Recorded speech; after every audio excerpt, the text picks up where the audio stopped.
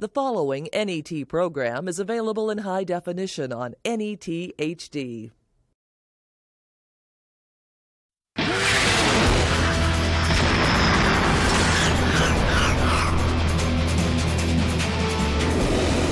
NET Sports, Nebraska's home for sports, is live from Sun Valley Lanes in Lincoln, Nebraska for the Nebraska High School Bowling Federation State Championships.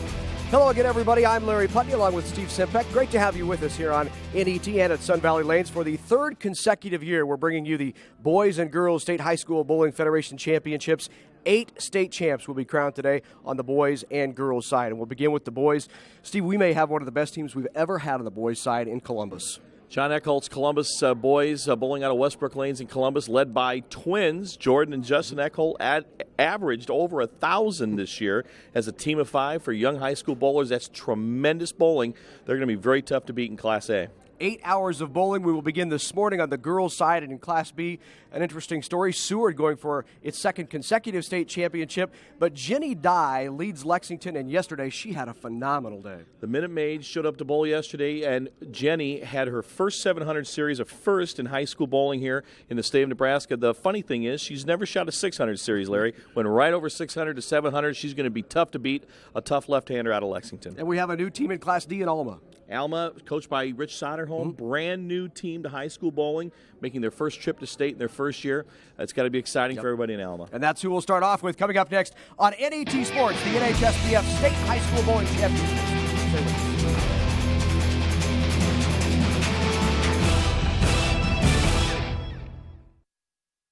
Brought to you in part by the Ellen and Marcia Baer Foundation and by the Nebraska High School Bowling Federation, encouraging high schools to sanction the sport of bowling across Nebraska.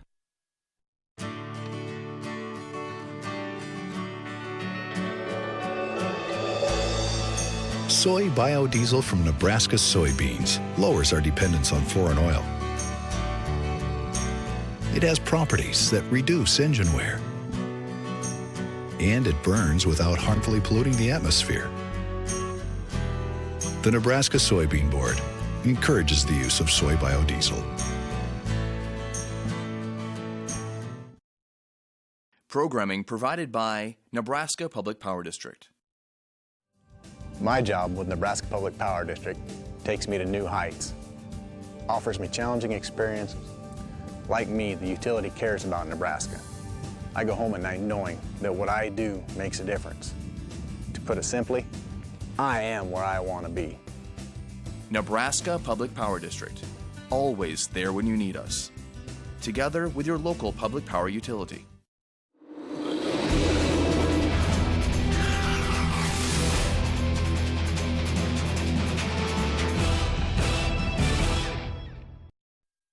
If you're worried about your financial future, NET Television's Smart Investing, a Nebraska Connect special, can help with smart strategies to help you manage your money in this tough economy. Hear expert advice on starting an investment plan, plus ways to steer clear of scams, schemes, and fraud. Email your questions to smartinvesting@netnebraska.org and watch Smart Investing, a Nebraska Connect special, Thursday night at 7 Central Time on NET1 and NET HD.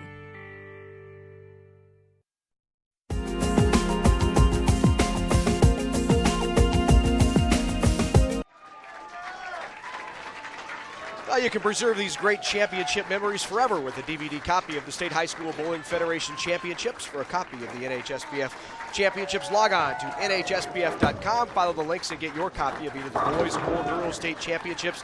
Log on today and preserve your state championship memories for a lifetime. Ready to go here in the Class D Girls State Championship. It'll pit Scribner Snyder, the Trojans, against the Cardinals of Alma. Alma in its first year ever in state high school competition. We'll take a look at the starting lineups for both of these squads.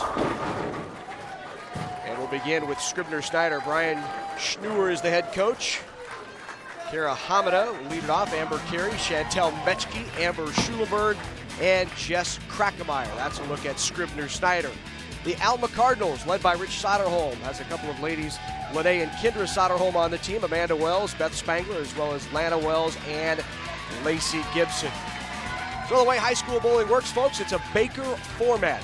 And Steve, Baker format means everybody has an opportunity to bowl in one game. It's the ultimate in team bowling, Larry. It makes sure that you try to have, in this case, in Class D with 4 players, Classes C and D play with 4, Classes B and A play with 5. You will just really force your team to play as a team. You've got to have everybody clicking instead of maybe just one hot bowler. So a lot can happen in Baker bowling. The Soderholms from Alma have been active in bowling for 25 years in that community. The Soderholm family was past owners of the bowling center there, and obviously a couple of his young ladies on the team, and see if they can keep Dad going. So Scribner Snyder will be up on the left lane to start. And here's Kara Hamada. Hamada, a senior, averaging 131. Right down that left side.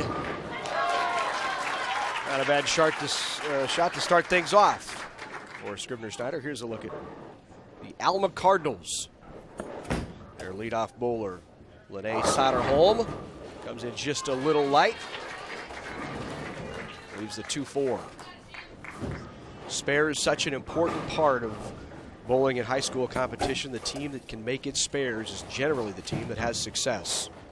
Spare shooting is very important, and it's even magnified more in Baker bowling, as you want to make sure and fill the frame for the next player behind you. Lots of varied styles we're going to see today, Larry. We'll see a lot of what we'll call traditional bowlers that may throw very little or no hook down the lane. But then as you see there with Chantel Metschke, that was a great spare and nice small hook at the back end. We're bowling on more of a traditional lane pattern today in the district and day 1 of state competition. We were using a modified PBA pattern similar to what the pros would bowl on. A little tougher, got to make better shots. Today is more of a traditional bowling pattern with a little bit more conditioner in the center of the lane, a little less towards the outside, so you'll see a little bit higher scores. Here's Kendra Soderholm right through the nose and leaves a split.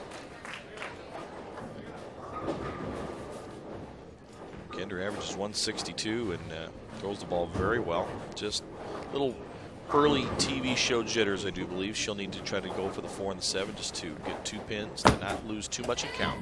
Jess Krakemeyer converts the spare. So a nice rebound for the Trojans of Scribner Snyder. Off the open, they back that up with a spare. And let's see now what Soderholm can do. Cross alley. Just 2 pins. Nice job to get 2. Always get the pin count, so important. That evens this match back up. So now up on the left lane for Scribner Snyder. Amber Carey, the senior, averages 133. Amber almost left the big floor. Tripped out the 10. 4-6-7 left standing for her. Now on the right-hand lane, here's Amanda Wells, the junior. And Amanda with a little more speed on that ball. Interesting style there, Larry. That's more of a reverse hook or a backup ball, as it's been called, as she is a right-handed bowler, but she chooses to play off the left side of the lane. Not uncommon, but you just don't see as much of that as you would as you grow older and learn to hook the ball from right to left as a right-hander. Once again, a lot of splits early, Larry. I think the girls are just kind of adjusting to the TV lights and just trying to feel things out here on the lanes, the early frames here. A little bit unusual to have about 7 cameras pointed at you in arena-style bowling. It's the first time, obviously, these girls have experienced this kind of attention when they're up on the lanes. Mess with your focus a little bit. This is more of probably a state basketball or state volleyball setting with a lot of cameras and lights and people. Not as many people, but a tough break there. Amber Schulenberg can't get the 5-10 to go, either one of them. Nice wiggle out of that 5. That's a fall. It's a makeable spare, though. She'll try and slide that one over into the 10. Alana Wells here. Sophomore. Great shot. First strike of the match by Alana Wells. Averaging 113. Steps up big for her team there in the 4th frame. The team now leads by 13. A backup ball. nearly converted. Nice effort. As you see, as the ball got closer to the edge of the lane, closest to the gutter, it really hooks off the edge. Less conditioner on the outsides will cause that ball to hook back towards the pocket. There's Lene Soderholm, goes Brooklyn, leaves the 3-pin. Fast-paced action here in Baker. One right after the other. Each bowler bowls a frame. You stay in order.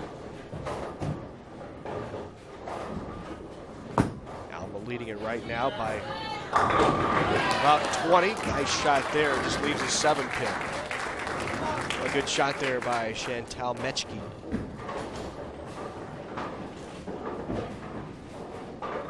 Here's the conversion try by Soderholm. Ooh, just slides by that 3-pin.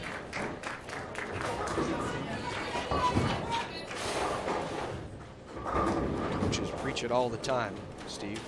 Spares so important in Baker bowling. Absolutely. It's like in golf, chipping the ball close to the hole, trying to save par. It's exactly what it's about. You can drive for show, but you got to be able to chip and putt for dough. Bowling, it's spares to keep you close. So after 5 frames, the two teams will switch lanes. So now you'll see Alma bowling on the left lane. Scribner Snyder will move to the right.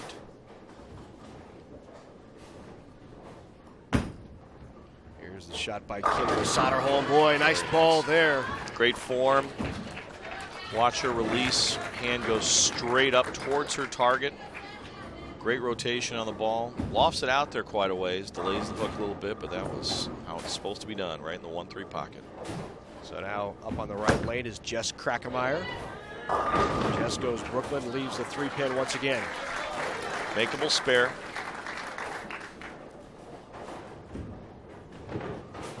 Amanda Wells.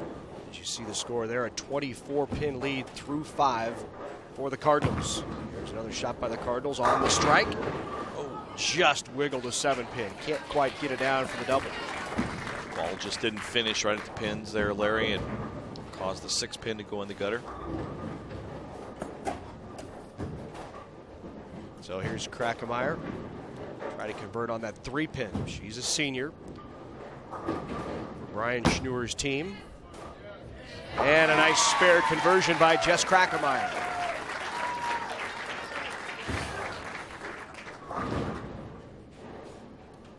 Now up on the left lane, the Cardinals. Wells will try to convert that 7. Goes right up the edge of the gutter or edge of the lane and falls in the gutter. Needs to increase the angle going cross lane. To increase the angle, you go. It's almost like in volleyball where the outside hitter will go across the court. It gives you more of an angle, better chance for accuracy. Here's Amber Carey, the senior, knocks down that late 9-pin. And so a big strike by Scribner Snyder trying to claw their way back into this one, trying to take advantage of that open by Alma. They pull back to within 13. Right back at you. Nice shot by the Cardinals there.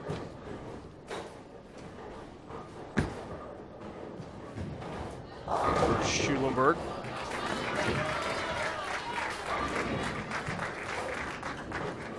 And now in the left lane for Alma, Lene Soderholm, the freshman. Nice game for a freshman. Leaves the 5-pin going Brooklyn. Well, the one thing they're doing, Larry, is they're keeping the ball around the head pin, and we've seen in past years, and it seems like we see it a little more in Class C and D.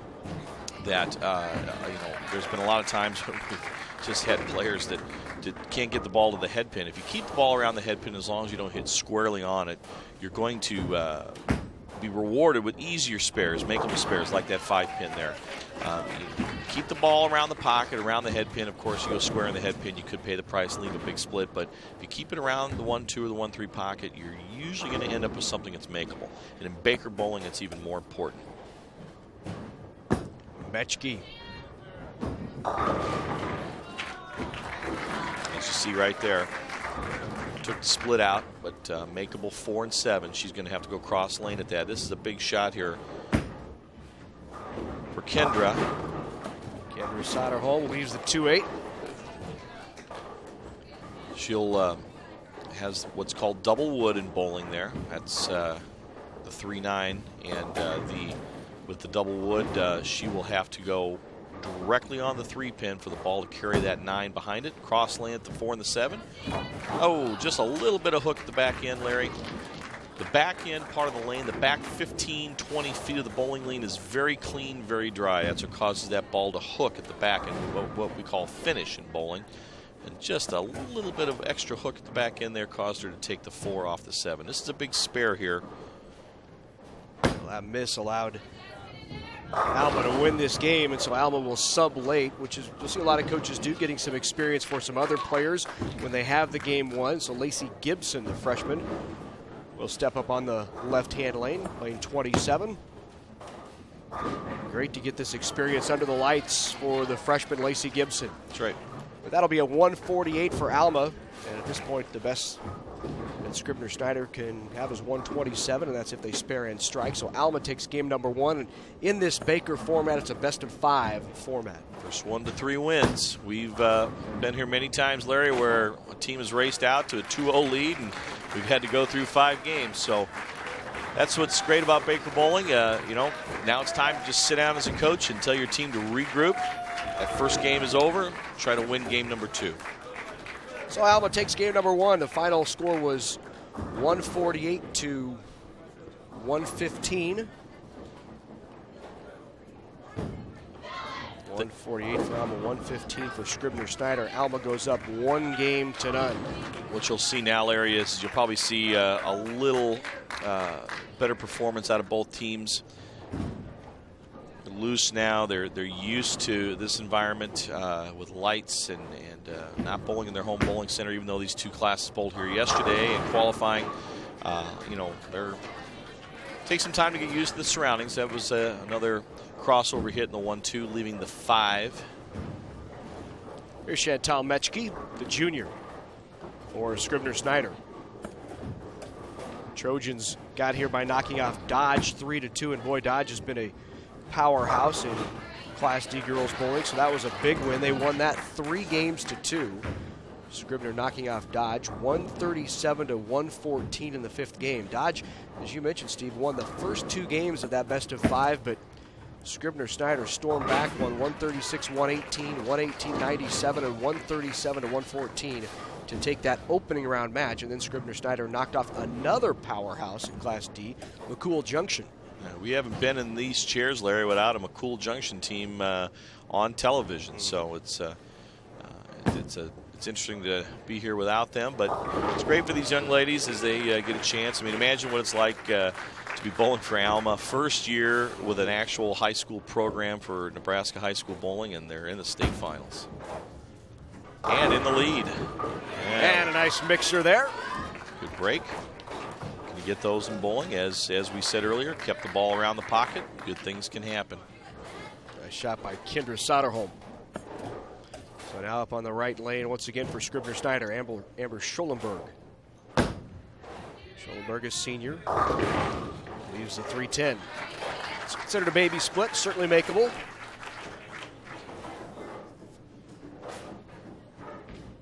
There you see the score after a frame and a half. Crossover leaves the 2-pin. Odd to say hitting the right-hand pocket is a crossover, but for a right-hander, but when you're throwing that backup ball, that's what that would be. Larry, a lot of these girls, especially in the smaller classes, I'm sure we have their bios in front of us, but without digging too deep into them, a lot of these girls probably play softball, and you'll see a lot of young ladies use a backup ball or a reverse hook type of a ball. It's very similar to a delivery in softball if you're a pitcher. As I said, not uncommon, but whatever way gets it done. And a nice cover there by Alma.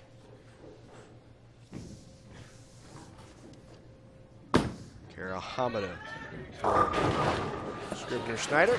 And another 3-10. Starting to see some small splits now, so getting them covered is important. Now Hamada will try to pick up that 310. We mentioned they knocked off McCool Junction. In fact, Kara mentions winning against McCool Junction, the best win of her and most memorable win of her high school career. You can understand why. Great team, several state championships.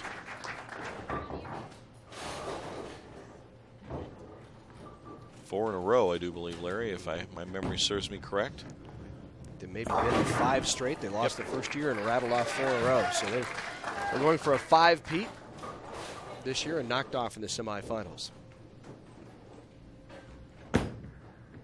Amber Schollenberg. And the strike for Schollenberg. Tries to bring Scribner Snyder back into it. Her coach describes Amber as a senior. She's a member at school of almost everything, but she just loves to throw that backup ball. So sometimes you can try to change them, but if it works, it works.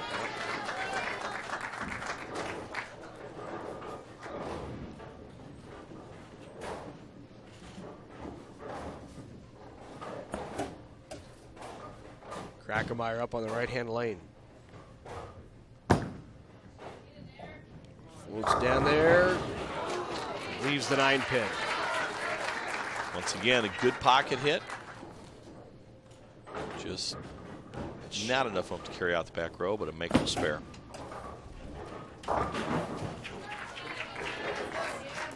Some of these girls, Larry, have a little more loft in the ball, and loft in bowling is the meaning of loft and why you loft it has changed over the years. Back in glory days of the 70s and 80s, when competitive bowling and the PBA Tour was really exploding with the use of plastic and rubber balls, we were all taught to loft the ball further out on the lane to delay the hook. Well, now with the invention of these high-powered bowling balls, what they call resin or reactive resin balls that are drilled to be so aggressive in the hook, actually lofting the ball can cause it to hook more. So you see a few of these girls kind of hanging a little bit in it, and that usually causes the ball to hook a little more, and we saw that in that missed spare a frame ago. That was a great release there, great strike on 28. Andrew Soderholm with that one. And now on the left-hand lane, here's Jess Krackemeyer. That was Chantel Metchke a bit ago. Here's Krackemeyer. Leaves the 2-4-5. 2-4-5. She'll need to go right straight at him.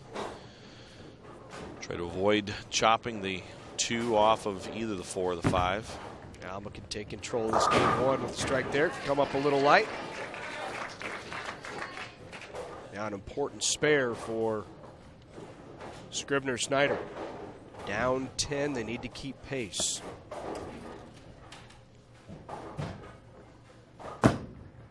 Down the left side of the lane, and very solid good. Shot. You don't want to get down 2-0, obviously. You can always come back and win, but your psyche would be hurt a little bit.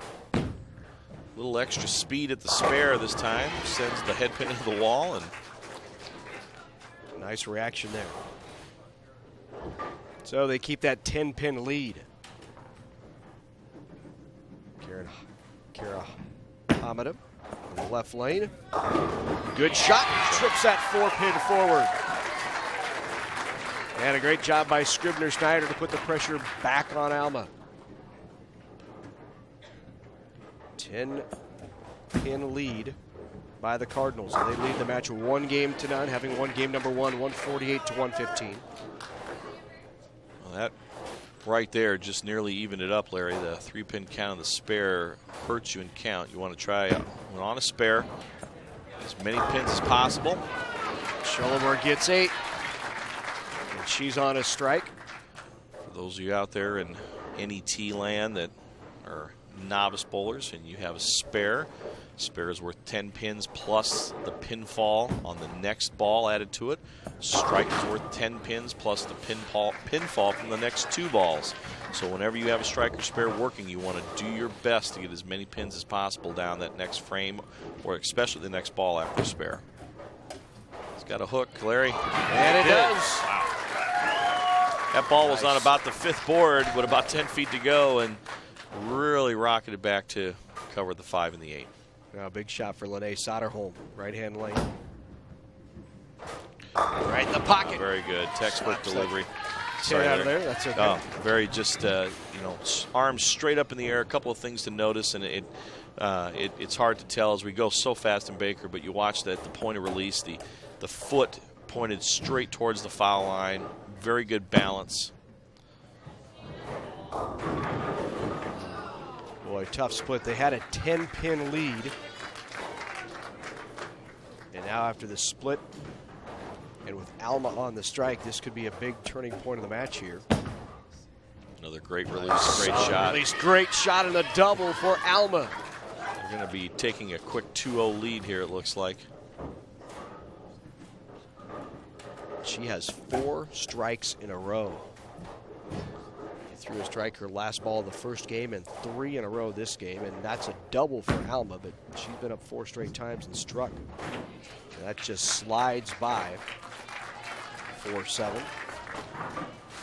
Well, Larry, a possible best 158 for Scribner, and really a mark here in the 10th frame by Alma will give them a 2-0 lead after 2. So here's a sophomore, Beth Spangler, stepping up. On the lane, does good pin count. And that should be just about enough. Well, not quite yet. It depends on. This is a must-strike ball here for Scribner. Must strike. And doesn't. So that'll give Alma game number 2 at a 2-0 lead in this best-of-5 Baker format. So there you see 148, the best Scribner Snyder can have. 57 already by Alma. That slides by there, but still a 157 game for Alma. I like what Brian Schnewer's doing there, and an opportunity for some of his other bowlers to get some experience under the lights late in games when he knows the game's put away. Well, you never know. I mean, you don't encounter a lot of injuries in bowling, but I mean that's a possibility. I mean, you never know. It's just good for future years, especially sure. when you're throwing a sophomore and a freshman out there. You never know when they might have their opportunity. Sure, and you know, and if all of a sudden one of your players is really struggling, you know, you need to have somebody ready to go. And in Baker bowling, you can sub in and sub out pretty much liberally as much as you want, you need to find a working combination. It's almost very similar to basketball or hockey, trying to find a line or a group that works well. So, well, take a look there through 2 games. You see Alma wins the first game 148-107. They also win the second game by 20, 157-137. So in that race to 5, Alma on top of Scribner Snyder 2-0. And interesting that Rich Soderholm, the head coach of Alma, told us before that Bakers are the strongest part of his squad's game. He said they just have a great attitude. And when it comes to Baker, they step up. Scribner Snyder now trying to come out and get her done early. Schulenberg with the strike. Great contingent from Scribner and Snyder. We haven't counted exactly how many are from each city, but it's for 9 o'clock early on a Sunday morning. We've had great turnout already early. Larry, now's the time that the Trojans here need to put some pressure on. Yep.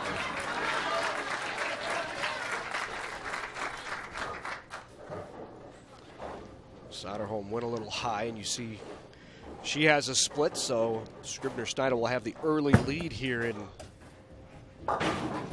game number 3, and it's actually only their second lead of the match. They had a brief lead in game number 2 before Alma put up a double.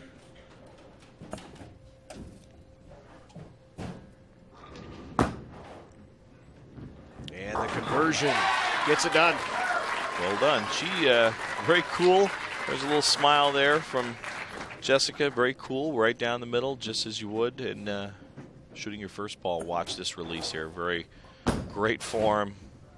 You can tell she spent a little time in Mom and Dad's bowling center over the years. Just pulled it a little bit there. She got a little faster her feet.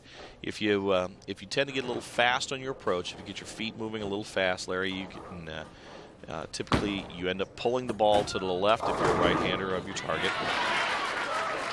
Hamada gets the 10-pin out there. Tough spare, 3-6-10 cross lane for Kendra. She'll need to hit the ball right into the 3-6 area. She throws it pretty direct and pretty firm with her speed, so chopping it could be taken out. Now she has a 10. She elected to go way outside with that one along the gutter, but she knew the ball would hook back. Big spare there for Alma to keep them close.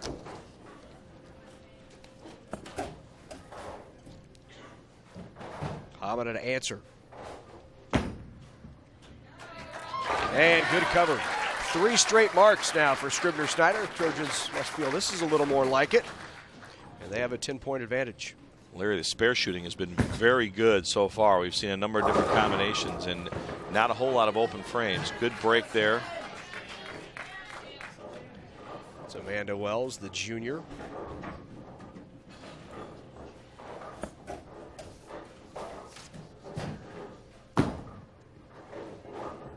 Comes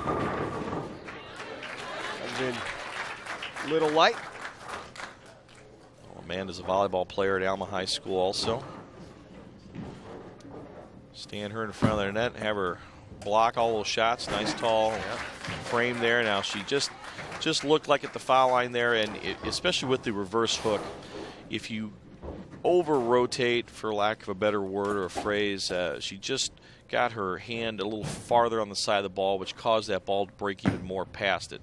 You need to just relax, let the ball come off the hand. Great spare. 4 straight conversions for Scribner Snyder. Working their way back into it, getting the crowd back into it. Alana Wells here now, the sophomore on the right-hand lane. Or Alma. They now trail by 19. As Alma, Scribner Snyder in control here of game number 3. A lot of wood. 1-5. That'll be a tough spare, Larry. Here's Wells to convert. Oh. Using a little bit lighter equipment. You know, you're in high school. Most high school, especially high school girls, will not use the traditional 15 or 16 pound equipment, as we saw right there. What happens is if you're not square on the what we call the face of the pin, the ball can deflect. You won't see that as much with heavier equipment. As we get into some of the boys' matches, you'll see a little less pin deflection. Great shot. No pin deflection there for the freshman, Lene Soderholm. Throws it very good for just a freshman. Ball squarely in the 1-3 pocket.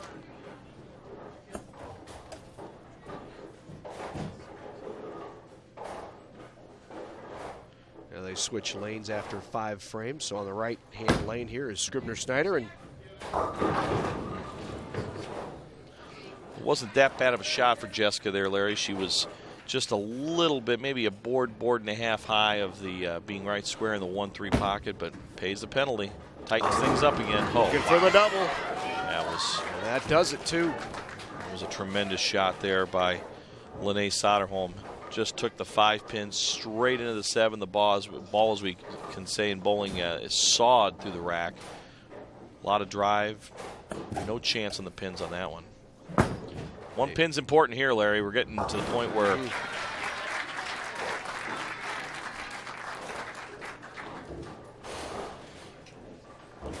Alma's trying to tighten the deficit here a little bit. And here's Amanda Wells. And Wells leaves the 1-2. But that will tighten it up. In fact, they can actually, with a spare conversion by Wells, take a 1-pin lead. And she leaves the 5-8. So not too tough of a conversion for Amanda Wells and Alma.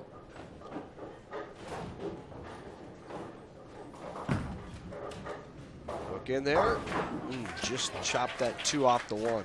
Just did not seem to lost the ball a little bit in the downswing. Didn't come out of it with the same rotation. Ball didn't hook up into the head pin. This match is very tight, Larry. 1 pin difference. And it is 1 pin difference. 100 to 101. Alma on top through 7.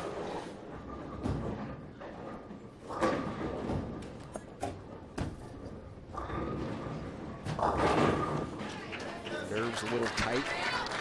I think they're figuring it out here that within 2 or 3 frames of a possible state championship in a 3-0 sweep. So this shot here by Chantel Metchke, very important.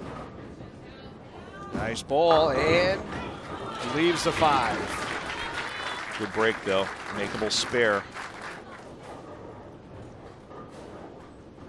And on the other hand, for Atlanta on lane 27, 1, 3, 9, and 10. Tough combination. Wow. How'd you like to get up there and shoot that, Larry, if you were going to win a state championship? Well, that's where that backup ball helped. It's a huge shot. That puts Alma back in the lead by 1. Metchke to answer. She's got the 5 pin. Just slides by it. Just let up on the speed a little bit. It was almost like she was too careful.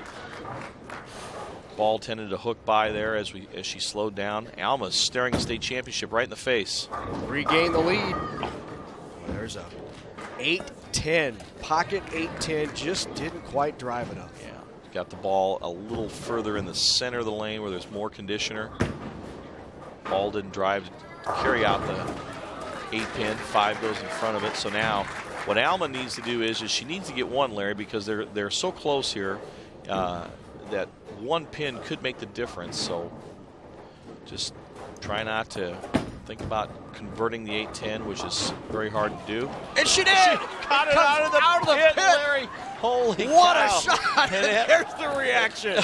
She didn't see it come out of the pit and get it. Just you saw the jump after it came out.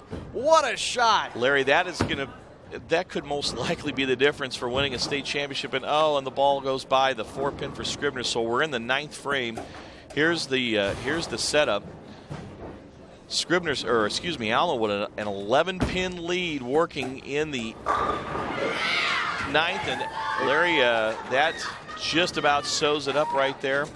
It's going to be up to Scribner Snyder to come through here. Jessica Kreckermeyer has to have any chance of salvaging the state championship, has to strike on this ball.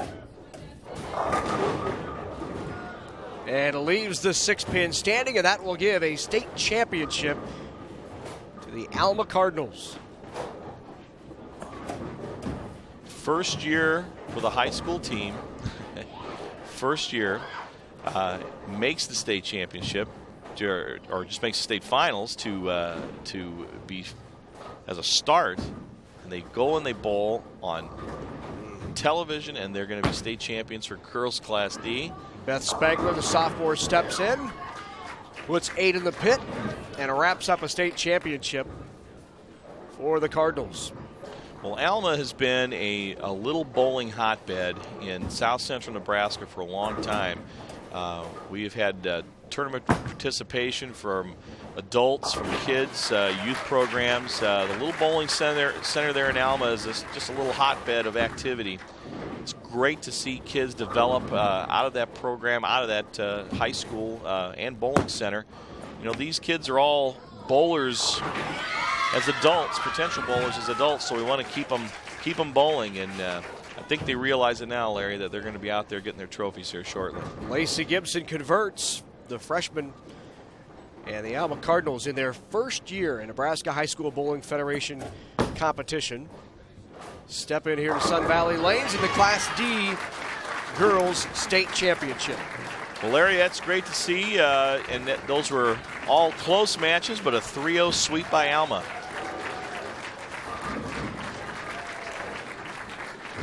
The final 159 to 138, the Alma Cardinals in game number 3, and they win it 3 consecutive games to none. 148, 157, 159. We'll be back with the trophy presentations for your champs, the Alma Cardinals.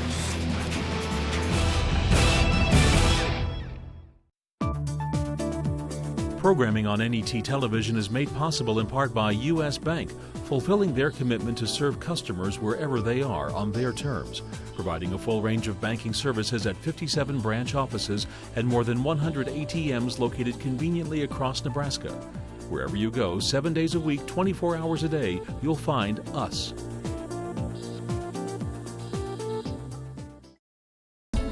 Programming made possible by Time Warner Cable, supporting local performing arts and arts education with projects like Adventure Lead and our annual Arts Immersion Project. Time Warner Cable, the power of you. You're on vacation in the mountains. You've got the kids, the dog, and your tent. Your son says, hiking is lame, so you try rock climbing. It ends up being harder than it looks. Now you're in the hospital wishing you'd stayed home. But you've got Blue Cross and Blue Shield, so you know you're covered, even though you're out of state. So you relax, which is why you went on vacation in the first place. Blue Cross and Blue Shield of Nebraska. One less thing to worry about.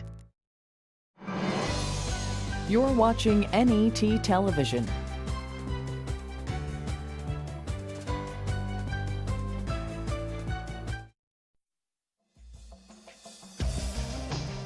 Hello, I'm Jeff Beckman. Your legacy can live on in NET sports programming when you arrange a generous estate gift to the NET Sports Endowment. Call me today to arrange your gift to the NET Sports Endowment Fund.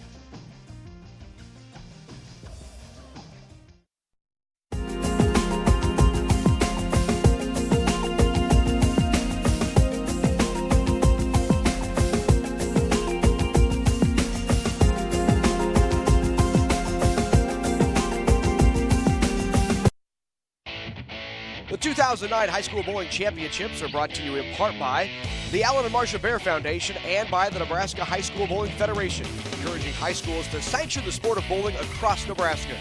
Nebraska Public Power District, always there when you need us, together with your local public power utility. Nebraska Soybean Board, encouraging the use of renewable biodiesel fuels for a healthier environment. For information, nesoybeans.unl.edu. U.S. Bank, measuring success through performance, pride, products, and people. Backed by a 5-star service guarantee. U.S. Bank, member FDIC. Nebraska Office of Highway Safety. Please remember that if you drink and drive, you lose. And by Time Warner Cable, supporting local high school athletics and arts education in the communities we serve. So welcome back to Sun Valley Lanes, the Class D final in the book. Alma Cardinals, your state champs. Our public address announcer all day long will be Craig Carver, and Craig has the championship presentation. Let's have a nice round of applause for all the participants in today's championship match. And now for the awards presentation. First, the girls' 2009 Class D state runner-up, Scribner Snyder Trojans. Assistant coach Mark Krackemeyer and head coach Brian Schneuer.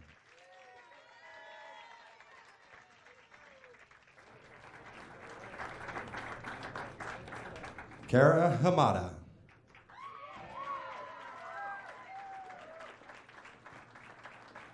Amber Carey.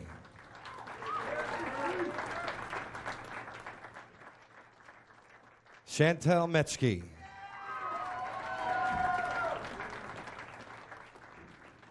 Amber Schulenberg.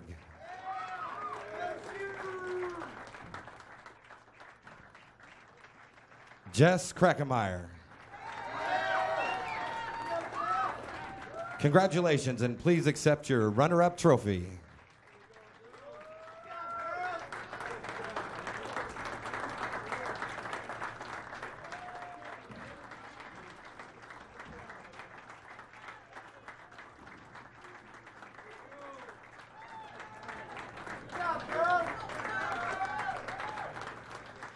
And now, your 2009 Girls Class D State Champion, Alma Cardinals, head coach Rich Soderholm.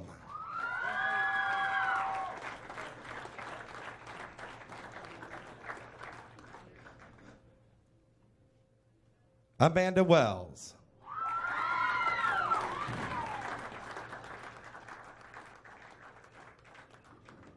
Beth Spangler.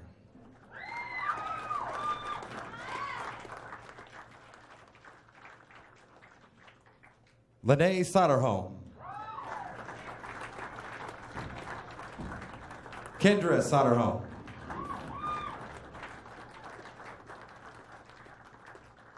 Lana Wells.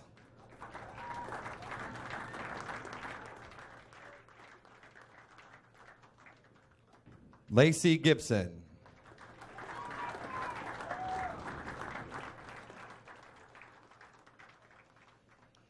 Ladies, congratulations, and here's your state championship trophy.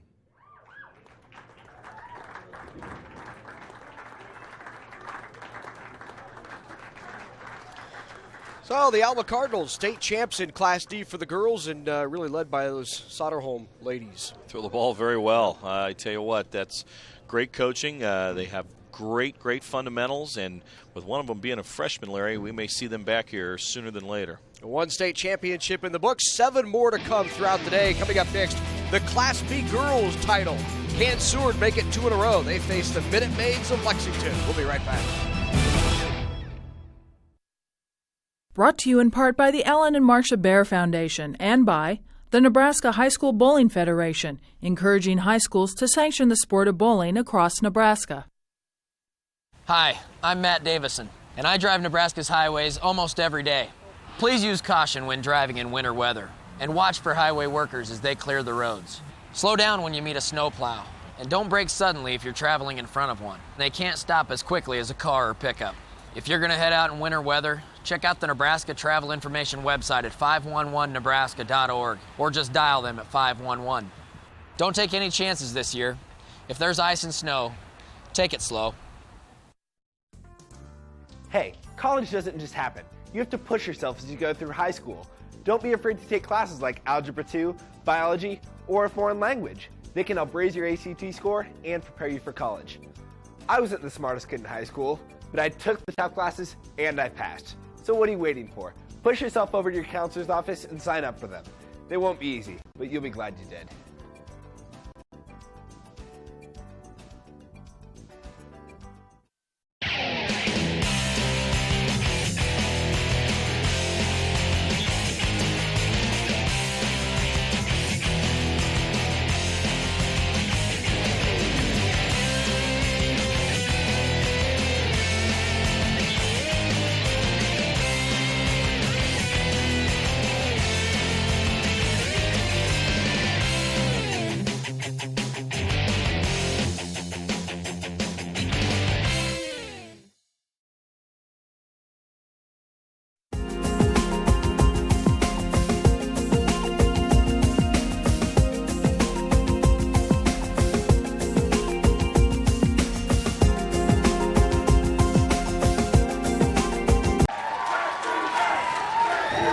Excited and ready for the girls Class B state championship match here at Sun Valley Lanes in Lincoln, Nebraska. Well, there's still plenty of time to pick up your state high school championship bowling apparel, shirts, sweatshirts, bowling towels, and bag tags, all available at NHSBF.com. You can check it out once again today at NHSBF.com. Good one here, Seward going after its second consecutive state championship, and as you might expect, the blue crew is back. You see them at the right side of your screen, the green afro wigs and the white shirts. They're ready to go. There they are right there, the Jays. Let's take a look at first the Lexington Minute Maids, the lineup. Kayla Reidertson is a senior. Michelle Miller, Abria Hernandez, Lindsay Woolley, Trisha Rickle, Rachel Liebhart, and Jenny Dye. We had a phenomenal day yesterday. We'll talk more about that. Roger Wilkie is the head coach of the Seward Blue Jays. Stephanie Radke, Sarah Dowding, Amanda Himsath, Alicia Binish, Kelsey Fuller, Kayla Lowry, and Caitlin Scholes lead those Seward Blue Jays. A lot of crowd here from Lexington as well. Minute Maids traveled down I-80, braved the conditions and temperature, and they are here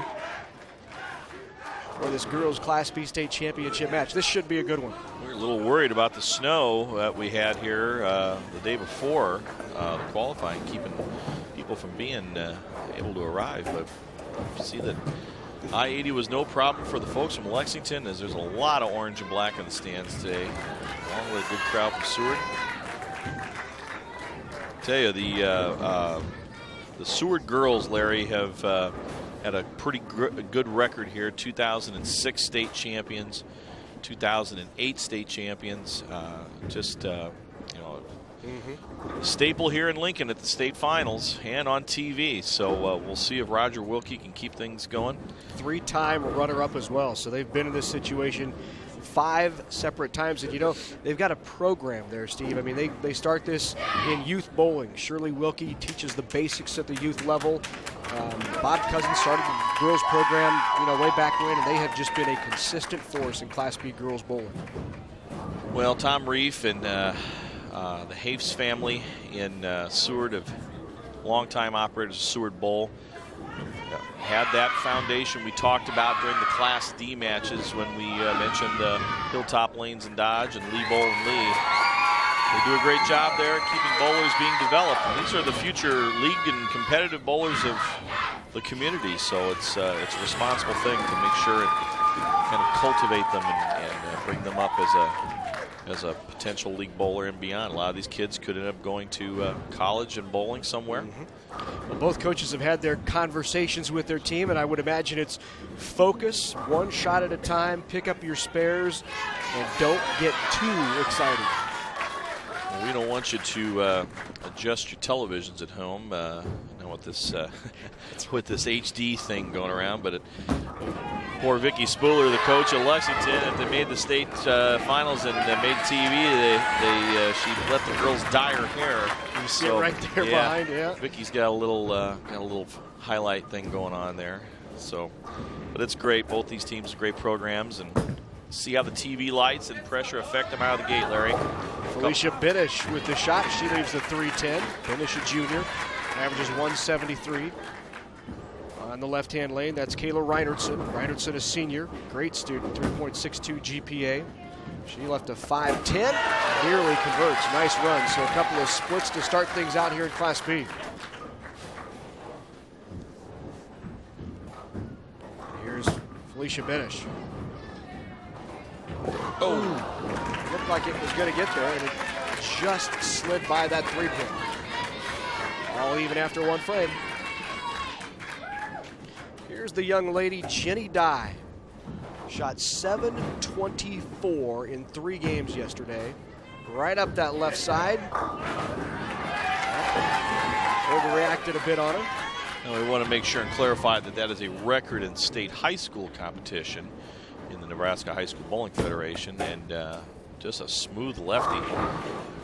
Overplayed the dry area of the lane on lane 27 for Jenny, and she'll need to convert a very difficult 1-2-4-7-9 spare. She'll want to be right in the area of where she would throw a strike. Just about. Jenny Dye had never, previous to that 724, shot even a 600. She needs to not try and shoot 724 on TV today. If she does, that's a great bonus. What she needs to do is pick her spares up, be consistent. This is with Class B. We're now bowling with 5 Baker bowlers instead of 4. Abria Hernandez with a nice shot on the left-hand lane. And now here on the right for Seward is Stephanie Radke. Stephanie's a very involved student at Seward. Softball, plays the piano, the trumpet and band, high game of 276, all around bowler and individual for Seward High. A little first game jitters because we certainly didn't see this yesterday in the qualifying for the state championships.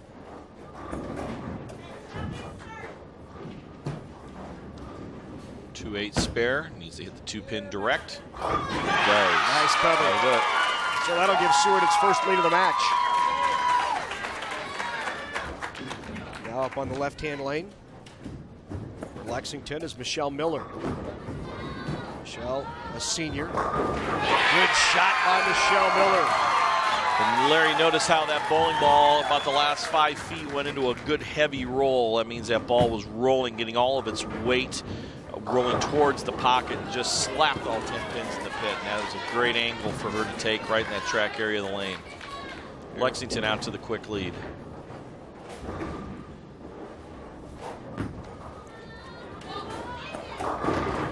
Goes a little high.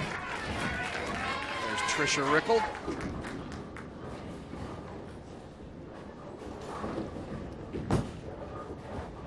Here's Amanda Himsath. She gets one of that split.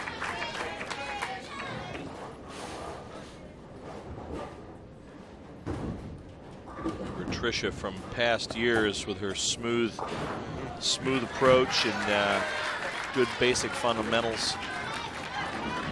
Takes a few minutes to get adjusted being on television and match in game number 1 of our Class B girls match. Oh, almost the backdoor strike. And that was Caitlin Scholes.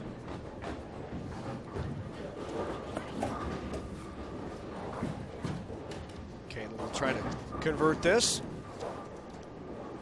Give Seward the lead through 5 frames. Spare here, and her team has the lead.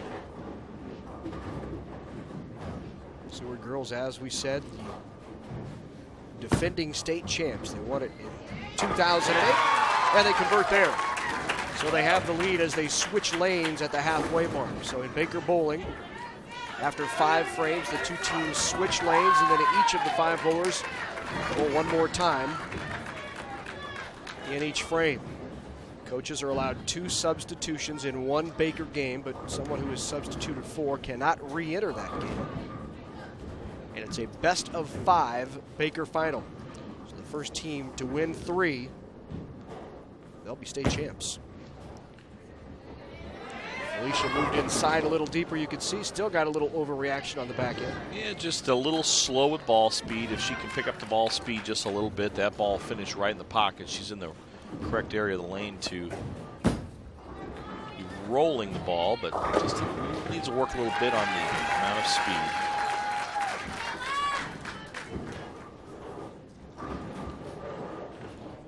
It's 3, 6, 7, 10, makeable spare, but she's going to opt to get the 3. Smart move. Early in this match, you want to save your pinfall. You inevitably, whether you're bowling a league or if you're just practicing or in a competition as important as this, you inevitably find a game or a match where you come up and you miss by a pin or 2, so you want to cover on the splits that are a little tougher. You want to make sure and get your pin count. Cover by Reinertson there will give Lexington the lead, so the Minute Maids with the lead here as we hit the 7th frame. Just a little high, trips the 6-pin forward. Here's Jenny Dye, who shot 724 yesterday in qualifying. Nice, smooth release.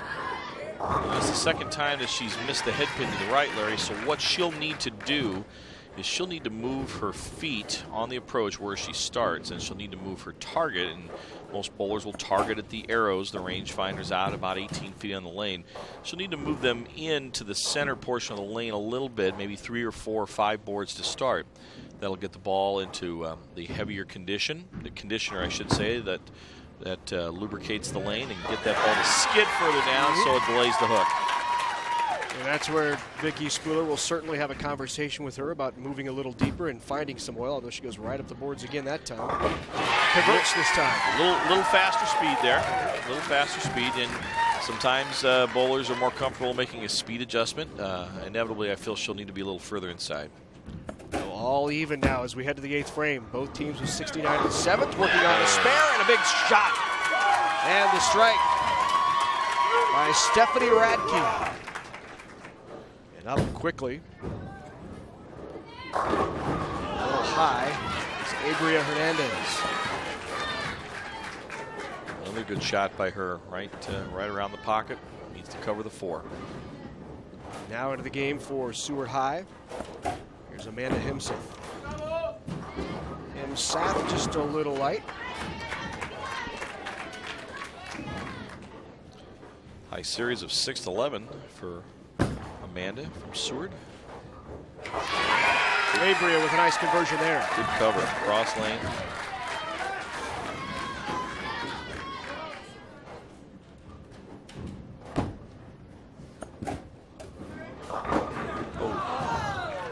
Just missed the spare, so an opening for Lexington in the 9th frame.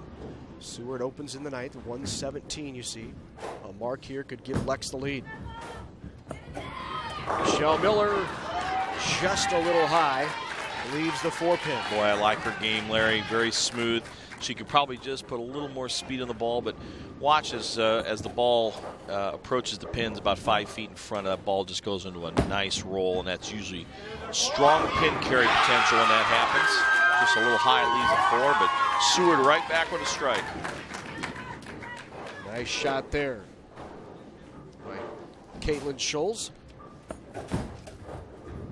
Here's Michelle Miller. Converts. Coach calls her with the team leader. She's a senior. all tied up here going into the 10th frame, game number 1. She can throw this strike. She forces the other team to mark, and she does. Big shot by Scholes in the 10th frame. She doubles up.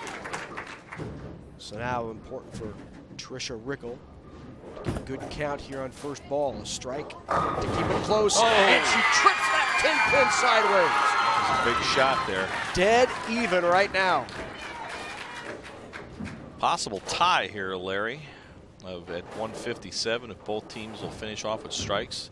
Big shot here. Pin count's important. 7's not awful, but 9 would have been better. 144 for Seward. So that means Trisha Rickle needs 7 pins to tie, 8 pins to win game number 1.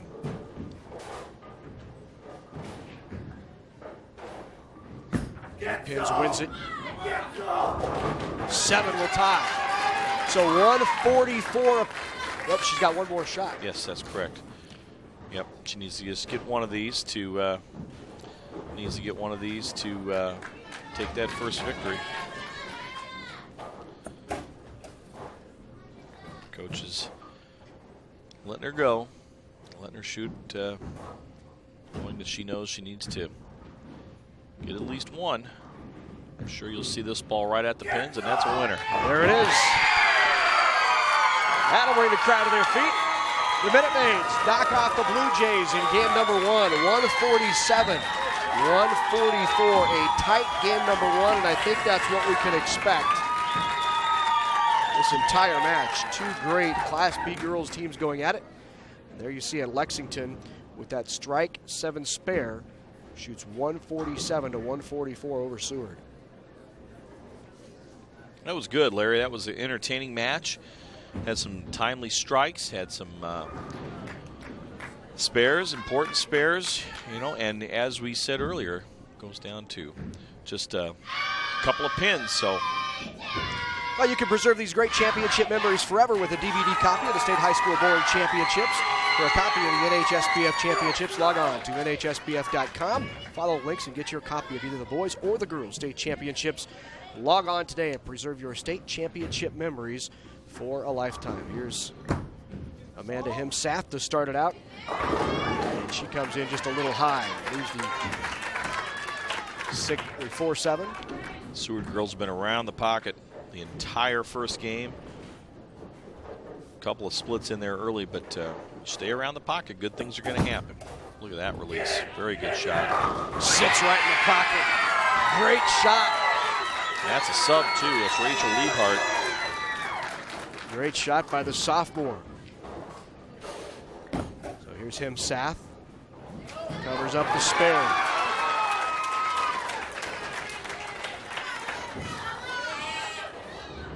Tell you what, Larry, there's not 1,500 people here like there would be at a basketball game or something, but this is very exciting. The crowd's into it. This is just a testament to how important bowling is in the lives of these young student athletes and how great it would be to be an NSAA sport. That's Lindsay Woolley, just a freshman, entering the game for Lexington in game number 2.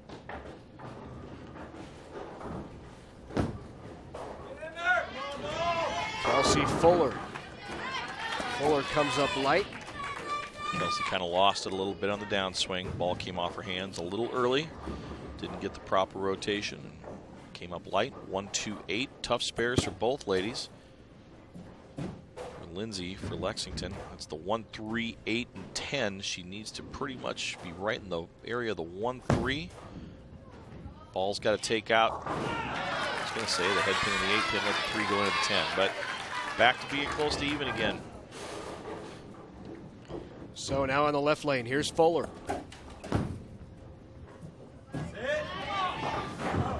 Just took a little too much through it. 25-24, another tight one here early in game number 2.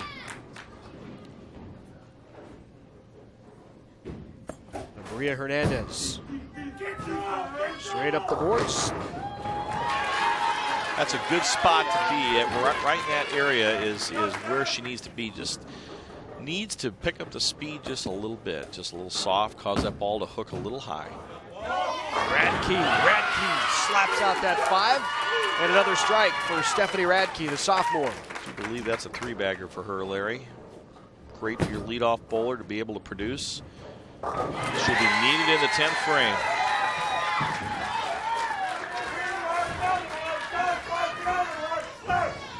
So here's Alicia Biddish.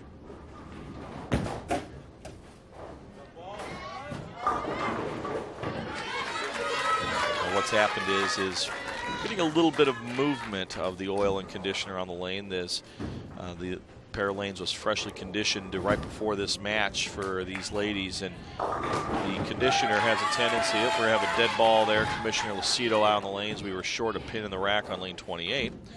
It did not have a 9-pin, so bowling rules, United States Bowling Congress rules, which governs all play of bowling, will require her to re-bowl that frame, as the pin spotter was short a pin.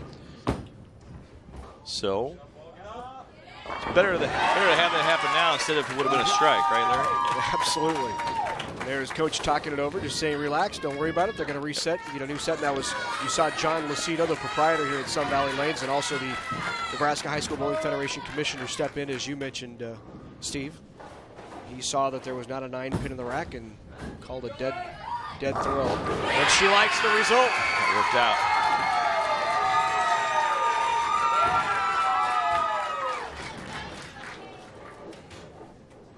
So still a tight match, 45-44. Seward on top by 1. And a big shot again. Now these ladies starting to warm up a bit. There's Schultz. Now here's Trisha Rickle. Watch how smooth she is, the foul line and in balance. Look at that. Great footwork. You see a lot of players, the more modern players, I shouldn't say modern, that's not the word I'm looking for, but a lot of today's players put so much torque and revolutions on the ball that they fall away from the shot. Balance, I still believe, is extremely important when you watch Trish let go of the ball. Just look how smooth she is, the foul line. Look at that. Complete control. Ball, textbook spare at the 2-4-5. You don't have to hook at a million boards to be successful in bowling. You can look at like Norm Duke and Walter Ray Williams. They're versatile players. They can hook it if they need to, but those guys have all won titles on the PBA Tour throwing it very straight. So whatever it needs to happen in your game to get it done, but fundamental footwork and your release at the foul line, very important. And those ladies do it very well. So back up on the left lane now, Rachel Liebhart. There's another young lady that throws the ball very well.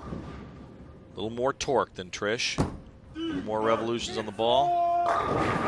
Ooh, just left the 10-pin. Looks like she just came out of the ball maybe a fraction of a second too early. The ball hit the foul line a little louder, or hit the lane beyond the foul line a little loud.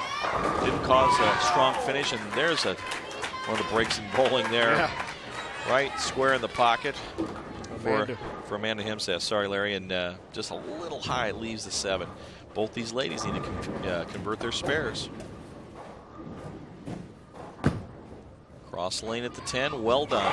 Very nice cover.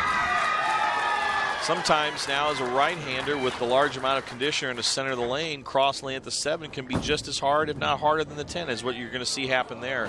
That ball hit that heavy pool of conditioner in the middle of the lane and could not get into a roll to get that 7-pin. So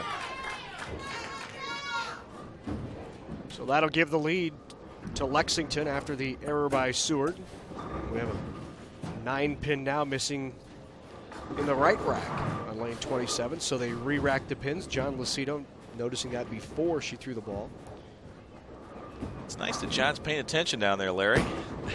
He was looking like he was nodding off there a few frames ago. Oh!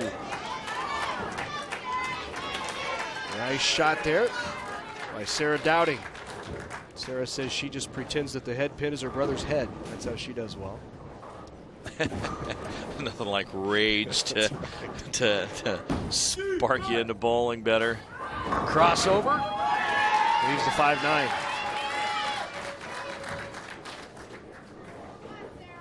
Here's a look at Sarah Dowding. Said her nickname's also SpongeBob. Well, sneeze to skid. Just a little hook at the back end. Yeah, I guess it's better to have SpongeBob as your nickname than Patrick, so. All right, the 5 and the 9 here for Lindsay Woolley. She made a ball change, which I find interesting. You know, she threw a couple of good shots there, and now she switched to this brighter color ball, and that ball has a tendency to hook a little more. So interesting. So 109-102 now. Lexington on top by 7. Here's Radke again. There goes Brooklyn. Got the carry for Radke.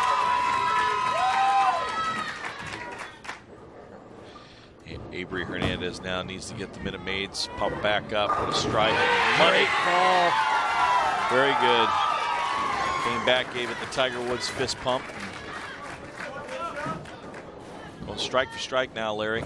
Seward, to avoid falling behind by 20, needs a strike here. Big double possibility. Look how deep Felicia Benish has moved, and it pays off. What a great move by Benish in the 3 shots that she had. Continued to move left until she found her shot. That's what you're supposed to do. You miss to the left, move to the left with your feet and eyes. Very well coached. Miller, Brooklyn. So the double by Seward has put them in control here of game number 2.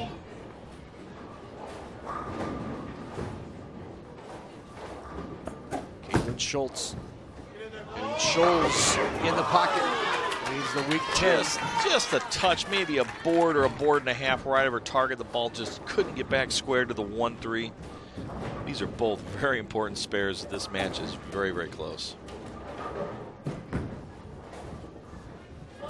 Miller got them both. So now let's see what Scholes does on the right-hand line.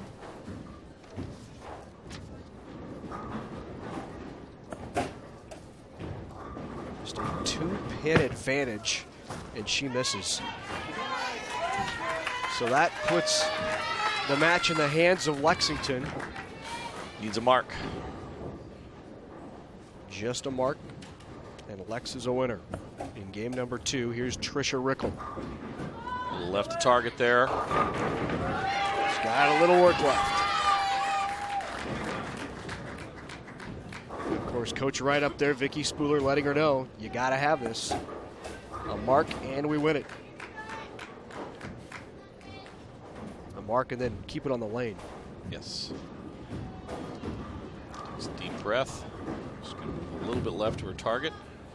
Looks confident in it. Oh, she got it.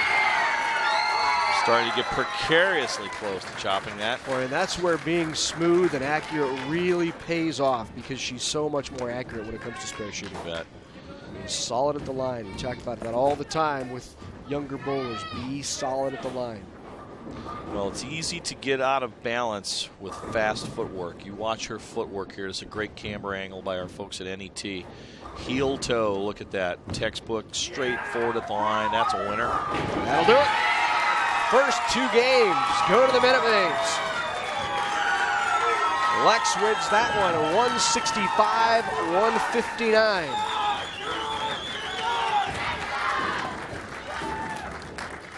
All right, 2 games to nothing. We have not, Larry, I don't know how many years it's been, but we've always seemed to have one match that goes 5 games when the team is down by 2. So, you know, it's time to see what happens. There you see Roger Wilkie and his Seward club. You know, I talked to Roger yesterday and again today before the match, and he wanted to make sure that we mentioned that all the thoughts and prayers of the entire Seward bowling community and Seward bowling family are with Bob Cousins. Bob really helped start this girls bowling program at Seward. He's battling colon cancer right now, and we want to send our thoughts and prayers out to Bob as well. I've known Bob for a while, and he's had some great bowlers come through here in Seward and has done a terrific job with this program. Bob, we certainly are thinking about you, and Roger and the team are as well. Tell you, you go through good old downtown Seward, Nebraska, and if you're hungry, one of the best places to eat is at the Seward Bowl. Got to eat where the locals eat. All right, Lexington out fast. Wow, great shot. Keep the pressure on. That was Rachel Liebhardt. Just sawed the 5 into the 7. No chance of those pins standing up. Seward needs to answer, Larry. Just a little high. So Himsats with some work to do.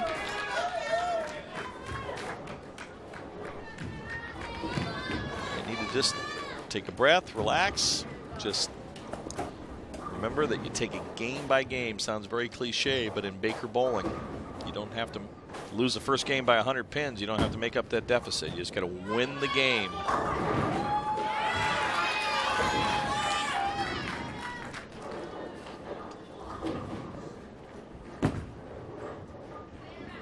Get two. Oh, ooh, nice run. What a great run at that by Amanda Himsath.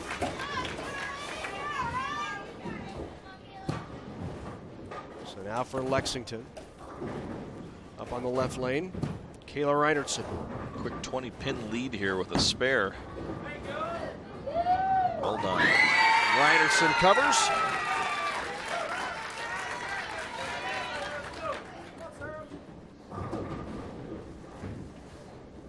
Sarah Dowding. Dowding inside. Ooh, another split. Back-to-back splits to open game number 3 with the championship on the line. And here's the lefty. She just hasn't made that move inside yet, Steve, and I think she's going to continue to get that reaction. Needs to get her feet and her target a little further into the center portion of the lane. You know, with the challenging condition that was out in qualifying yesterday, you know, that just may have suited her release and her roll. But obviously need to get somewhere to get the ball further down the lane, as she's missed a head pin to the right now her last 3 or 4 attempts. And does it again. So either that or possibly a ball change, something that might be just a little more, something that's a little less aggressive. It's going to go a little straighter down the lane. Stephanie Radke. Oh, a tough break. Radke gets that 7-pin out of there.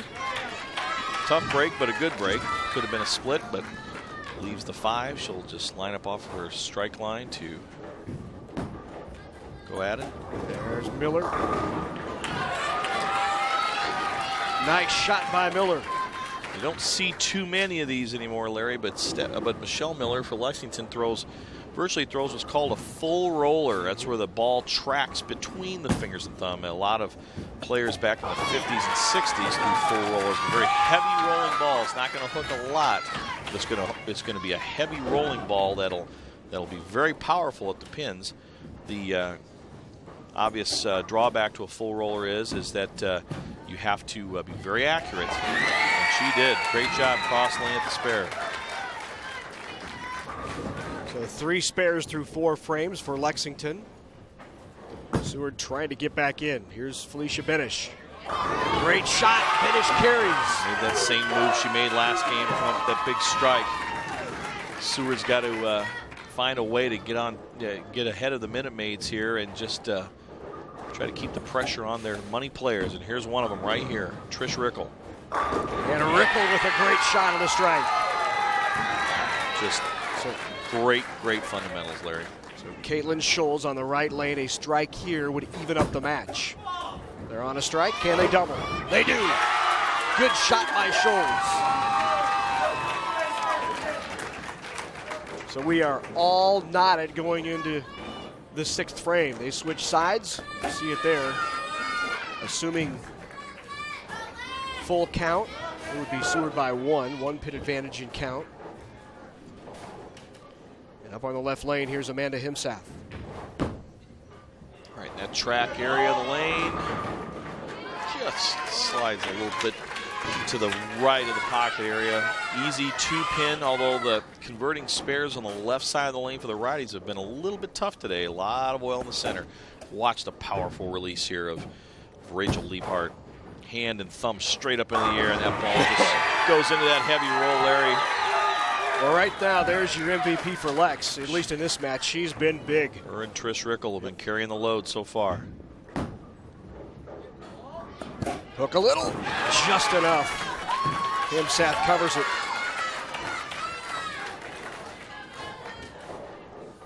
Kayla Reinertson on the right-hand lane. Lexington for the lead, Larry. Got rid of the split. Brad Larson, the proprietor at Strike and Spare Lanes in Lexington, another just a great supporter of youth bowling. Lexington for years, even before Brad left Minnesota to come to Lexington. Folks in Lexington had great youth program, strong supporter of youth bowling. These ladies are well coached, good fundamentals on all the players. And a good cover.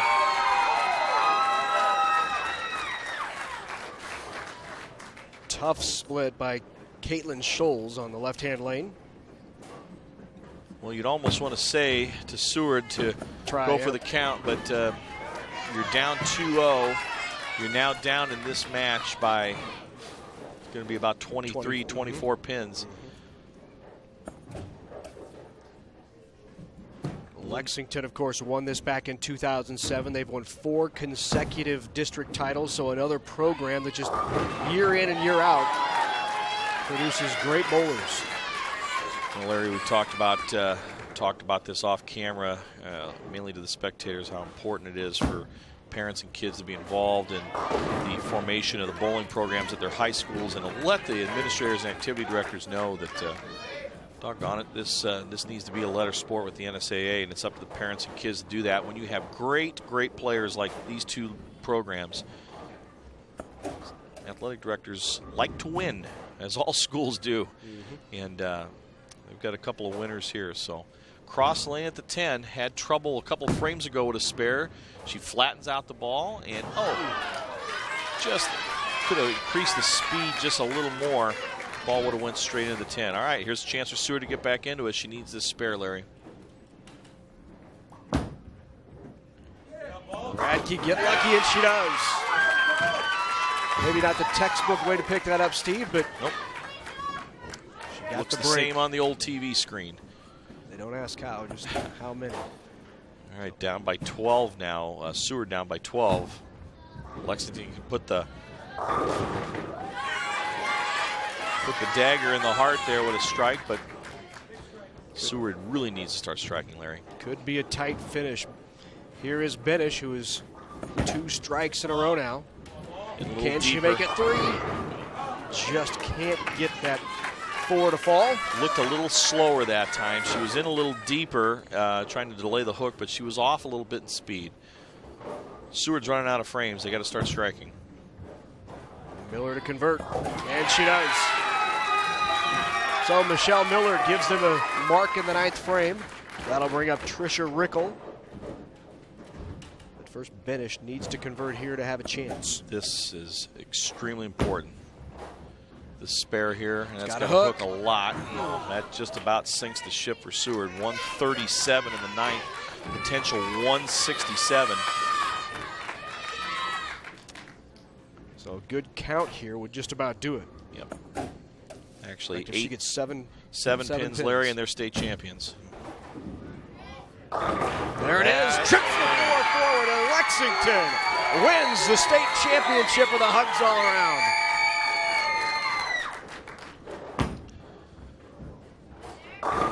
And a good finish there by Scholes.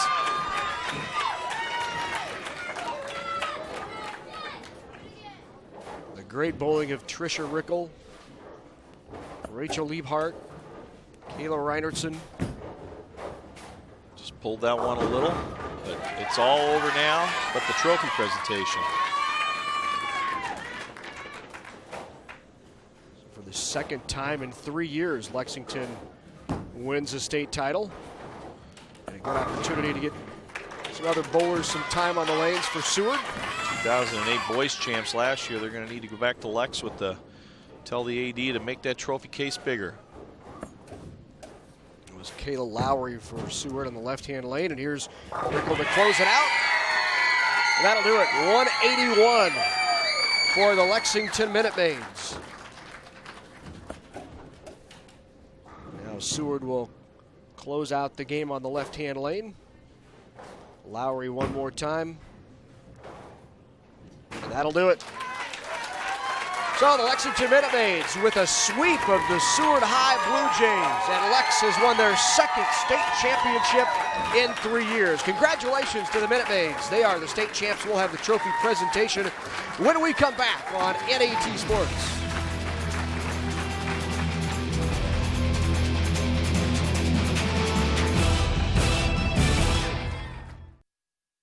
Brought to you in part by the Ellen and Marcia Bear Foundation and by The Nebraska High School Bowling Federation, encouraging high schools to sanction the sport of bowling across Nebraska.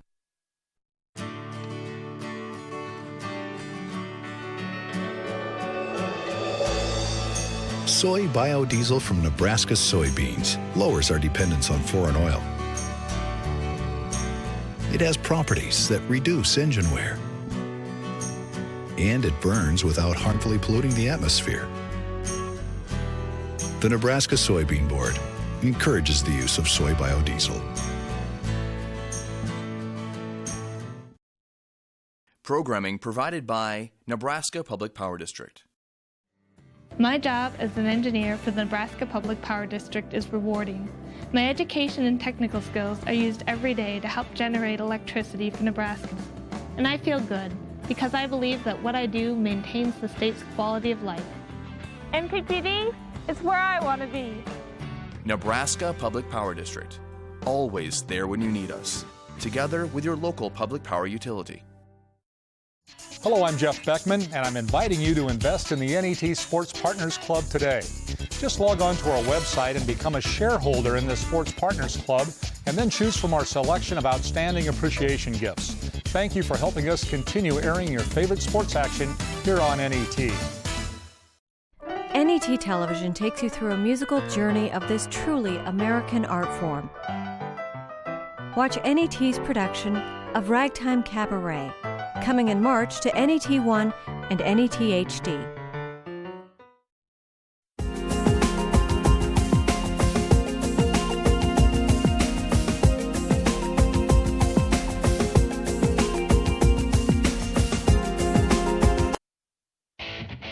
The 2009 High School Bowling Championships are brought to you in part by the Alma and Marcia Bear Foundation and by the Nebraska High School Bowling Federation, encouraging high schools to sanction the sport of bowling across Nebraska.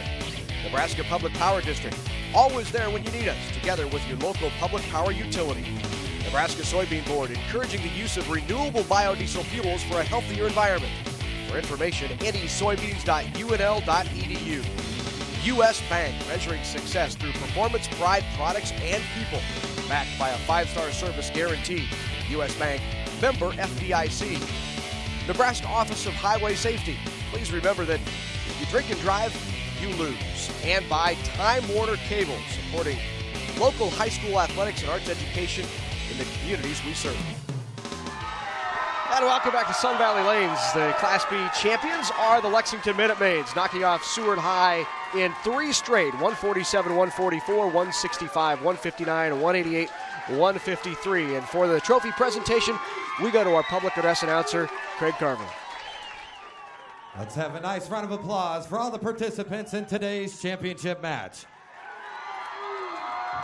Now for the awards presentation. First, the girls' 2009 Class B state runner-up Seward Blue Jays, assistant coach Greg Radke and head coach Roger Wilkie.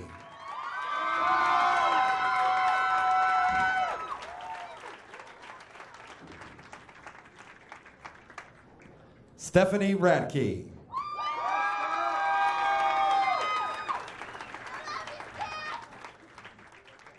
Sarah Dowding.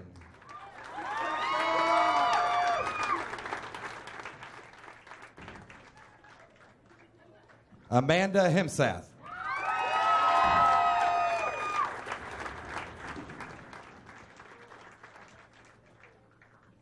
Felicia Benish.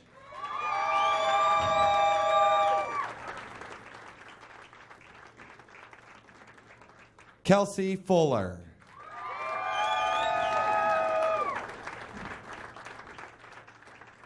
Kayla Lowry.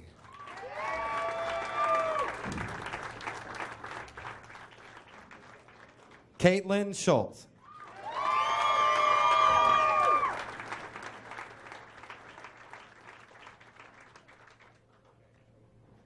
Please accept your runner-up trophy.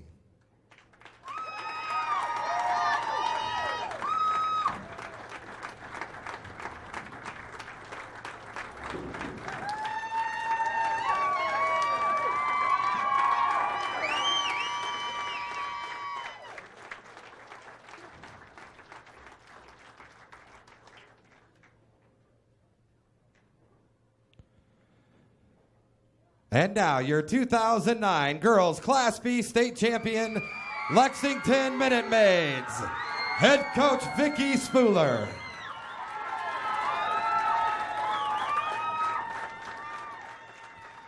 Kayla Reinertsen.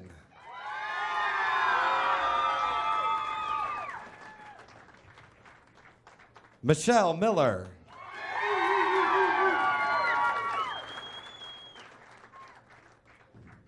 Abria Hernandez.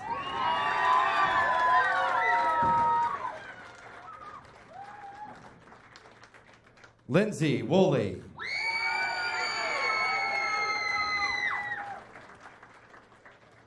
Trisha Rickle.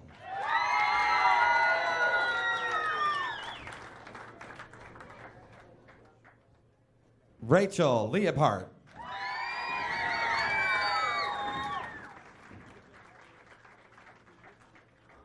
Jenny Dye.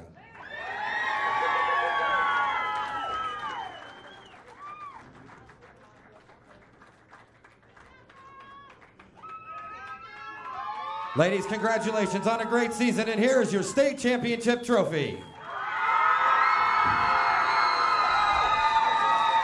So congratulations to the Lexington Minute Maids, your state champs, their second title in the last 3 years. And once again, some terrific spare shooting did it for Lexington. Just tremendous fundamentals by their money players. Trisha Rickle, Lindsay Woolley, Abria Hernandez, Rachel Liebhardt, too. I mean, that was a great exhibition of team bowling, Larry. That's how Baker bowling should be. You got to rely on all five to get hot. So Lexus is state champs in Class B. When we come back, the girls' Class A state title battle. The Fremont Tigers take on Lincoln Southeast. Stay with us. We're at Sun Valley Lanes in Lincoln, Nebraska. Programming on NET television is made possible in part by U.S. Bank. Across Nebraska, the nation, and everywhere in between, U.S. Bank provides financial, trust, and investment services to individuals, large corporations, and small businesses.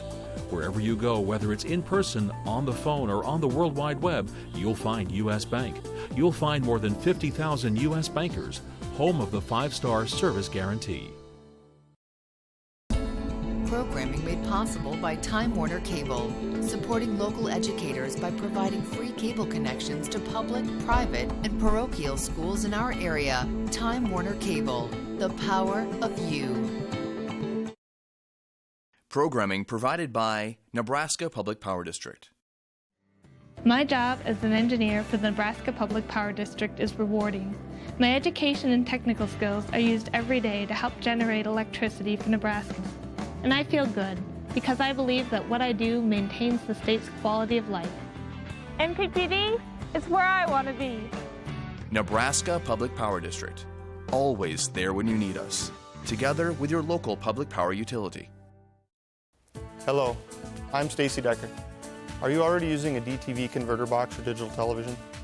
Remember to run a channel scan to watch all available digital channels. Some antennas don't always provide a good picture because of placement or installation. Local obstacles may interfere with reception, or you may need to upgrade to a more suitable antenna. In many cases, a new channel scan will solve your problem. NET is here to help you.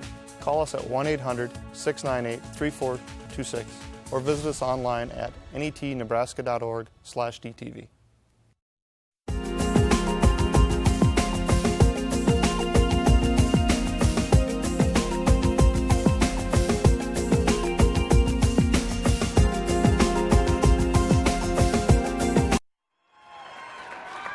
Welcome back to Sun Valley Lanes in Lincoln, Nebraska. The girls' Class A state championship just ahead. We've already crowned 2 state champs today on the girls' side.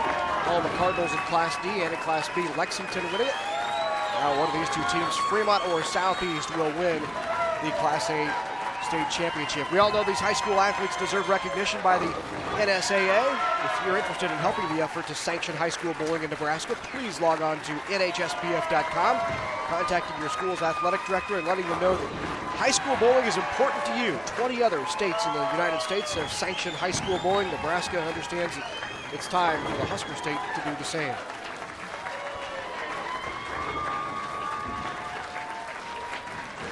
So let's take a look at the lineups now, and we'll begin with the Fremont Tigers, seeded number 1 coming in. Rich Whitney is the head coach. Brittany Gibney, a junior. Melissa and Amanda Carr, both seniors. Tara Jepson is a junior, and Katie Olson is a senior for the Tigers. On the southeast side of the ledger, Lincoln's Kevin Dunkel is the head coach. Kelsey Rabel, Natalie Check, Victoria Shum, Ashley Peterson, Courtney Peterson, Alyssa Smith, and Lauren Johnson are your top 7 bowlers for the Lincoln Southeast Knights.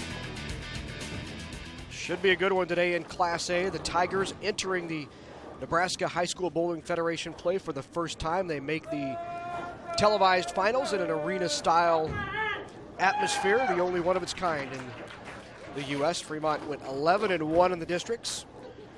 Lincoln Southeast 8-4 in district play, but very proud of the fact that they won a match against Fremont, which is considered one of the strongest girls teams in the state. Fremont averages .885 on the year. There you take a look at Kevin Dunkel right through there, the head coach, longtime head coach of Lincoln Southeast. He's done great things for high school bowlers all across the state of Nebraska. Kevin's a board member of the Nebraska High School Bowling Federation. Just another one of these great volunteers that volunteers tons of time and effort, blood, sweat, and tears to the effort of getting high school bowling sanctioned as a letter sport. His daughter now bowling collegiately. His son bowls for the Lincoln Southeast boys, so bowling certainly has been a part of that family for a long time. Well, this is going to be good, Larry. Both these teams very talented. It's going to be very similar to what we've seen earlier in the day. We'll see who can stay clean, pick up their spares, and stay focused, number one. It's just a matter of not letting it get away from you if you have a couple bad frames. So here's Fremont leads it off. Brittany Gibney to start it off, the junior from Fremont. Crushes the hole. Right out of the gate, first ball on television. I'm going to assume she probably hasn't been on television very much, if at all, at least in this situation, and just money. Stuffs the ball right in the pocket. Here's the senior, Ashley Peterson. Ashley in the hole as well, can't get the 10 out. Another shot, just another good shot, and they hitting the pocket right out of the gate shows some nerves. Shows lack of nerves. Steady nerves is what I mean to say. Ashley Peterson had a terrific day yesterday, went 191, 180, 175 for a 546 series. That was good enough for third in the on the all-tournament team. Of course, teams qualify yesterday, bowling 4 games. Their first 3 games count to the all-tournament team, and she finished third. Just blows by that 10-pin. Just a little, came out a little early on the ball. Ball hooks early as she didn't hang in there long enough. Here's Melissa Carr, the senior. Averages 176 on the year. Boy, another solid game. And a great ball. Double up for Fremont. These Tigers are tough. Long-time participants in high school bowling throughout the state prior to the Bowling Federation formation. And Southeast answers right back. Terrific shot. Victoria Shum, the freshman. Wow, great form for a freshman. Just super form at the foul line, very steady. Lincoln Southeast, as you'll see, has a couple of very good freshmen on their team. 3-bagger, 3 in a row for Fremont. Great shot there by Amanda Carr. Now up on the right-hand lane, Courtney Peterson, a senior. Courtney averages 162. And a strike. Staying with him.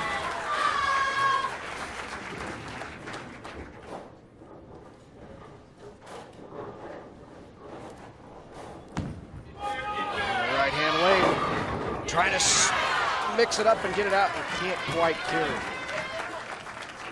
There's Tara Jepson. Well, now we'll see if Fremont can shoot a spare. Here's Alyssa Smith, another freshman for Southeast. She's got a nice game as well. Forward, Larry? Rattles around. It does. Is he going to hit it? Almost. Nearly got it forward. Tara Jepson, 186 average. Those a little straighter, but got to pick up your spares, especially in Baker bowling. And, all right, first chink in the armor for Fremont. See if Southeast can capitalize. So the open frame following the 3-bagger for the Fremont Tigers. And now Alyssa Smith, who is just so solid as a freshman. One of the better freshman bowlers I've seen in a while. Alyssa Smith averages 181, had the 3rd high average throughout the year in the district. She has a bright, bright future ahead of her. 3 freshmen on the Southeast team today. Now on the right-hand lane, here's Katie Olson. Katie turns it up a little bit. Well, Katie mentioned that she can play the lanes where a lot of the girls can't. You see why there. She hits the ball. She gets a handful, as they say in the business. Got it just a little wide, that shot, though, Larry. Trips the 10 out of that 3-10. There's Lauren Johnson, the sophomore. 2 freshmen and a sophomore in the starting 5 for Southeast. Dunkel's going to have them stockpiled for the years to come. All right, well, now we've seen plenty of strikes already. Now spares are, of course, the bowler's nemesis if you can't pick them up. And well done there by Katie Olson. 205 average in league, Larry. 192 average in district play, the top average in the district. And covered by Lauren Johnson. So as you've seen throughout the morning, after the first 5 frames, the 2 teams will switch sides. Roll the first 5 frames on one lane, then switch to the other side, and you see a 10-pin advantage for Fremont as we hit the 6th frame. Haven't talked lately about the lane conditions we're bowling on today at the state championship. Hard and direct there on that shot, but leaves a makeable 4-7. District play and qualifying on the previous day for the state championships held at 3 locations in Lincoln, Sun Valley Lanes, Hollywood Bowl, and Parkway Lanes, all bowl on a modified PBA pattern. A little tougher, better shot making required. We are back on more of a traditional pattern today for the televised state championships. Quite a bit of oil in the center, lower amount of oil on the outside. Cause that ball to hook back strong from either side. All righties though for this match though, Larry. Good cover by Brittany Gibney. Now in the left-hand lane, Ashley Peterson with a 5-10. Good try. Can't quite convert. So that'll put Fremont up by 20 in the 6th frame. Here's a look at the senior Melissa Carr. Holds it a little bit and leaves a 6-pin. See the arm come in front of her head there, Larry. When you release the ball, you want to release straight up towards the ceiling. She kind of pulled it in front of her face, which will cause the ball to go left. Here's Victoria Shum. Look at this shot. Just a tough break. Boy, what a nice, smooth delivery, Larry. Didn't quite get that head pin off the wall. Otherwise, might have seen a mixer there. Very colorful spare ball there to cover the spare. She was supporting the Dalmatian Reclamation Project or Gateway Computers, one or the other. Yeah, who's to say we can't have a little comedy and bowling telecast? Look at this. Just a tremendous form there. Solid in the line. Great cover. What a shot by Victoria Shum. Keeping the Knights in this one. Keeps the Knights within 20. Spare working for both teams in the 7th. Let's see if Fremont can answer. Turned it up. Great shot. Amanda Carr with the strike. Well, she hits the ball a little bit too. Yep. Good form. All the Fremont girls well coached. Fremont's had a long history of a very, very strong and storied youth programs at both bowling centers. 30 Bowl, Terry Senebeck, good friend, and Bob Davis and Kevin Aurora at Plaza Lanes. Both centers do a great job of promoting bowling, and especially in youth, and of course high school all the way back as long as probably 15 years ago. Al Nell, one of the founding fathers of were involved in putting high school bowling on the map in Nebraska. The tradition continues here as his ladies are jumping out to about a 30-pin lead here as we get ready to enter the 10th frame. 9th frame working, or excuse me, sparing the 8th here for the Knights. And a good cover. Solid cover, but a big advantage right now for Fremont. They're on top by 30+ in the 8th frame. Strike here by Fremont should wrap things up for game number 1, or excuse me, Southeast still up on the left-hand lane. It's Alyssa Smith. Another good, firm delivery. Oh, and gets the break from the bowling gods. Just look at all these ladies, Larry, the majority of how they finish when they let go of the ball. They finish with their slide foot, their left foot, perpendicular to the foul line, making the letter T at the foul line. You don't see them twisting and getting off balance, and their deliveries are straight up towards the ceiling, staying behind the ball. Watch this young lady right here for Fremont. Katie Olson, she gets a little more honest, so she brings that arm past her head, and that was probably one of the reasons why she went a little high. She tried, I think, to put a little too much on it there, Larry. That should do it, though, wrapping it up. We're going to be in the 200s. Spare. And it will. So the Fremont Tigers will take game number 1. Well, Southeast is going to... I'm sorry, Larry. So 183, the best that Southeast can have. A 183 in a Baker game is pretty doggone good. I think Southeast just needs to understand that maybe they have that spare conversion in the first frame. They've got that match right back in a manageable area. Possible 211 for Fremont. And a good spare by Lauren Johnson for Southeast. Only 5 players on the Fremont roster, so no subs. They'll all be there.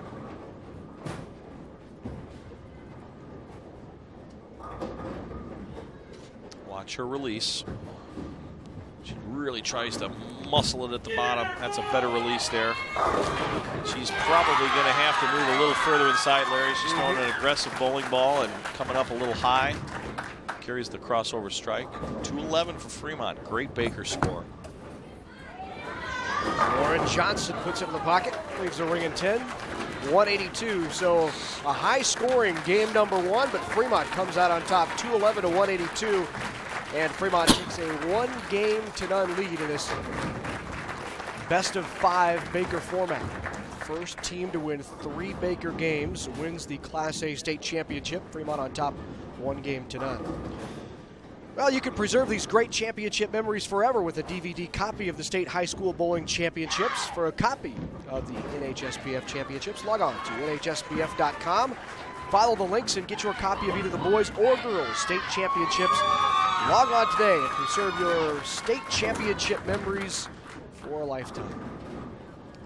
Tell you what a great souvenir to have that at home, and this is just a phenomenal job again by the Nebraska High School Bowling Federation staff, and especially the people here at Sun Valley Lanes. Just a great venue. Stands are packed for this event. Here's Kelsey Rabel, a senior. Kelsey gets that 5 out. Substitution there, I do believe, by Coach Dunkel. Brittany Gibney. Pretty direct for Gibney. She comes out of the, sorry Larry, she comes out of the ball straight behind it. Not probably more than 2 or 3 boards of break for Brittany. Yeah, but that makes for accurate spare shooting.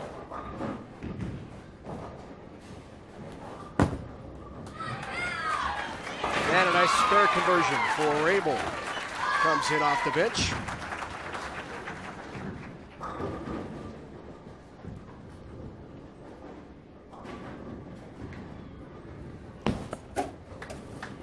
And hangs on. Well, all even through 1 here in game number 2. Fremont again took game number 1, 211-182. Watch the release here. Southeast bowler Victoria Shum, just a very smooth, compact release. By compact, we mean arms and legs aren't flailing at the foul line. Very, very smooth, direct towards the pins, and carries the wall shot. Fremont finds himself without a strike, finds themselves down for the first time today. Melissa Carr pulled that one a little bit, but gets to Brooklyn.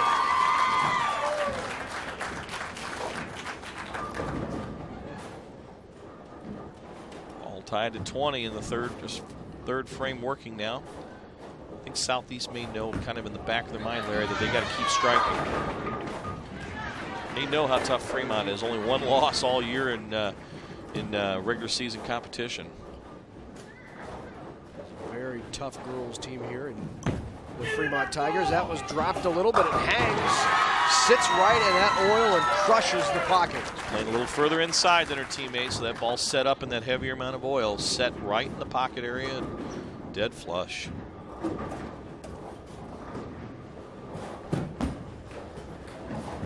Spare to keep pace, and she covers it.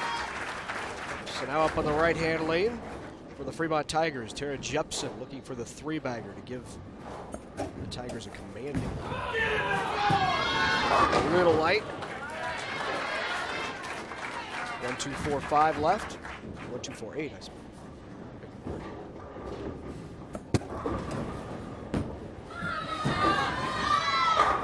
Great shot by the freshman.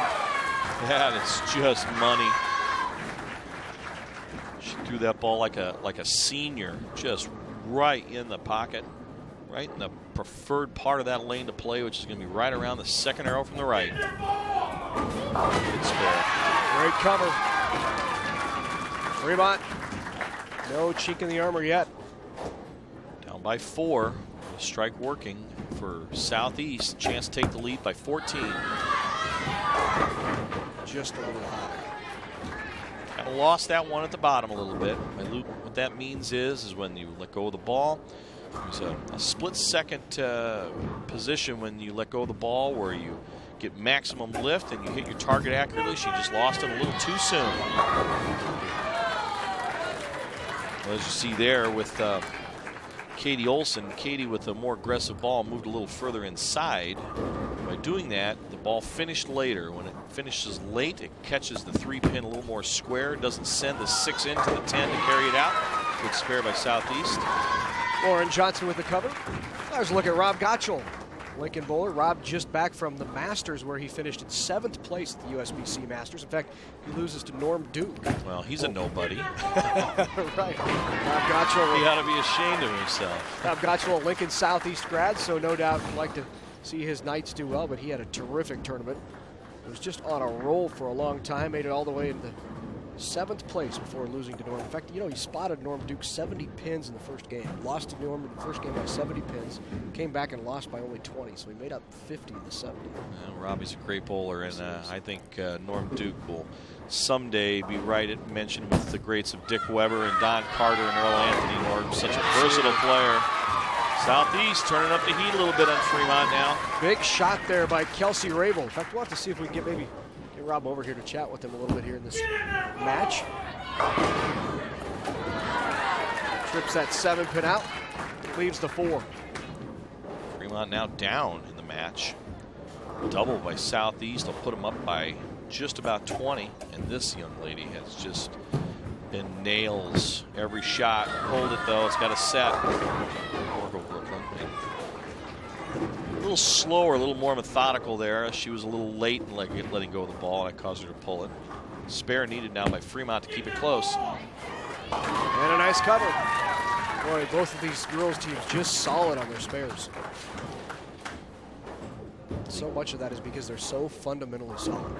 League bowlers take note, whether you're an adult league bowler on your beer and pizza league on Friday night, or if you're a classic league bowler, you've got to be able to make those spares. This will keep Southeast in the lead with a spare. 2. Yep. We both thought maybe a chop there, didn't we? Like it was going to hook there at the end. And, all right, now watch at the point of release here if we can see her at the point where she releases the ball. Watch that hand rotation right there. Comes around the side of it. Great shot by Melissa Carr. Just a weak 10. It's a little fast, looked like, Larry.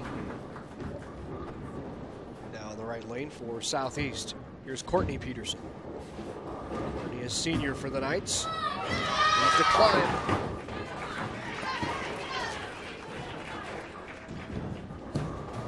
Tight game number 2. Anybody's match here. First person to miss a spare will most likely put their team in the deficit situation. That's Fremont just what right that now. did. Yep.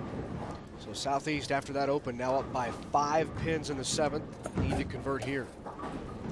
Don't give it back, and they did. Pull it. Last thing you want to do when you get a break like that is to give it back. Strike here by Fremont puts them in the lead. Amanda Carr's 3 for 3 on strikes today, Larry.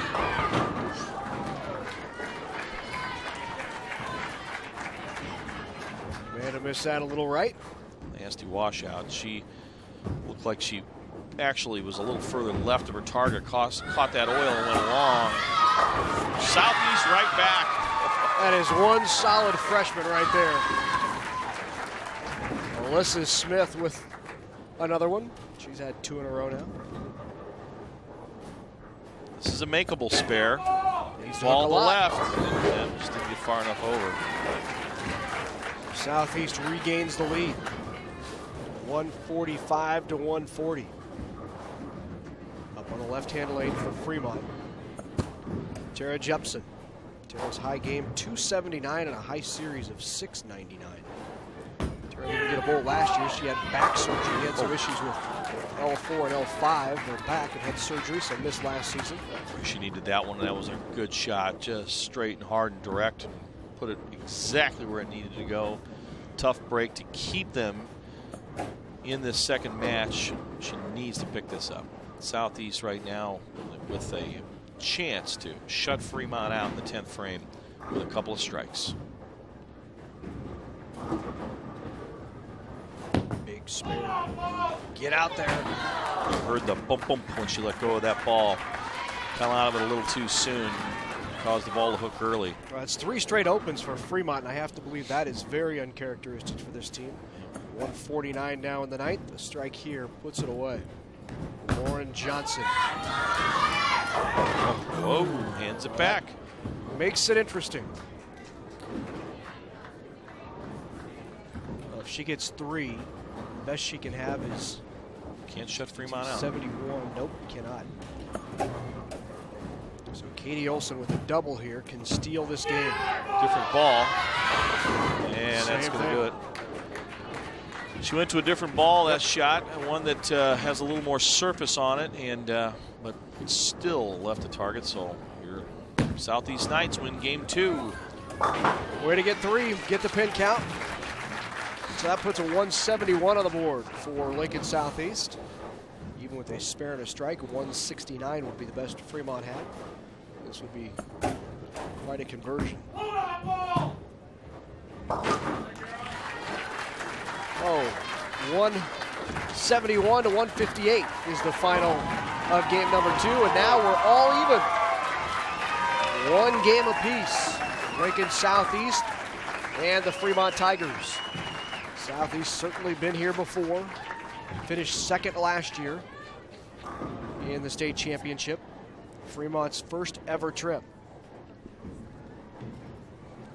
All right, well, now both teams have had a chance to settle in. We've had a couple of them even make ball changes now. So we'll see.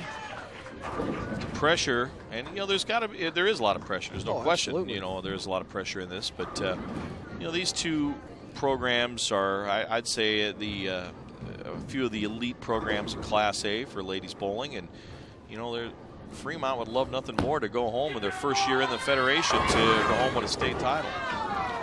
Little high there, leaves the 4-6 right through the nose, and Gibney has some work to do. Needs to just concentrate on getting 1. Kelsey Rabel can give the Knights an early advantage here in game number 3. Rabel is senior. Good, Larry. Climb the hill. You gonna get there? Nope. Wobbles it a little bit. Fremont Tigers average 885 as a team on the season. The highest average in their district. Lincoln Southeast team average 798. When you get in Baker format, it's all about making shots and all about the unity of your team and how much they support each other. Can you block everything out and focus on making that one shot that's your job, especially in this environment that's so important. Pressure packed. All right, Fremont with a chance to strike here by Melissa Carr would I think set the tone. Could get momentum shifted back into Fremont's corner. They lost it in that second match, obviously losing. Yeah. Great shot by Carr. JV Bowler of the Year. Puts that in there.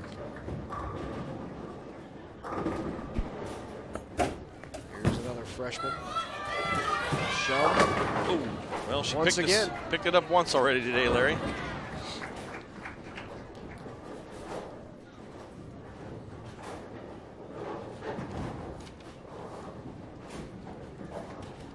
So now up on the left-hand lane.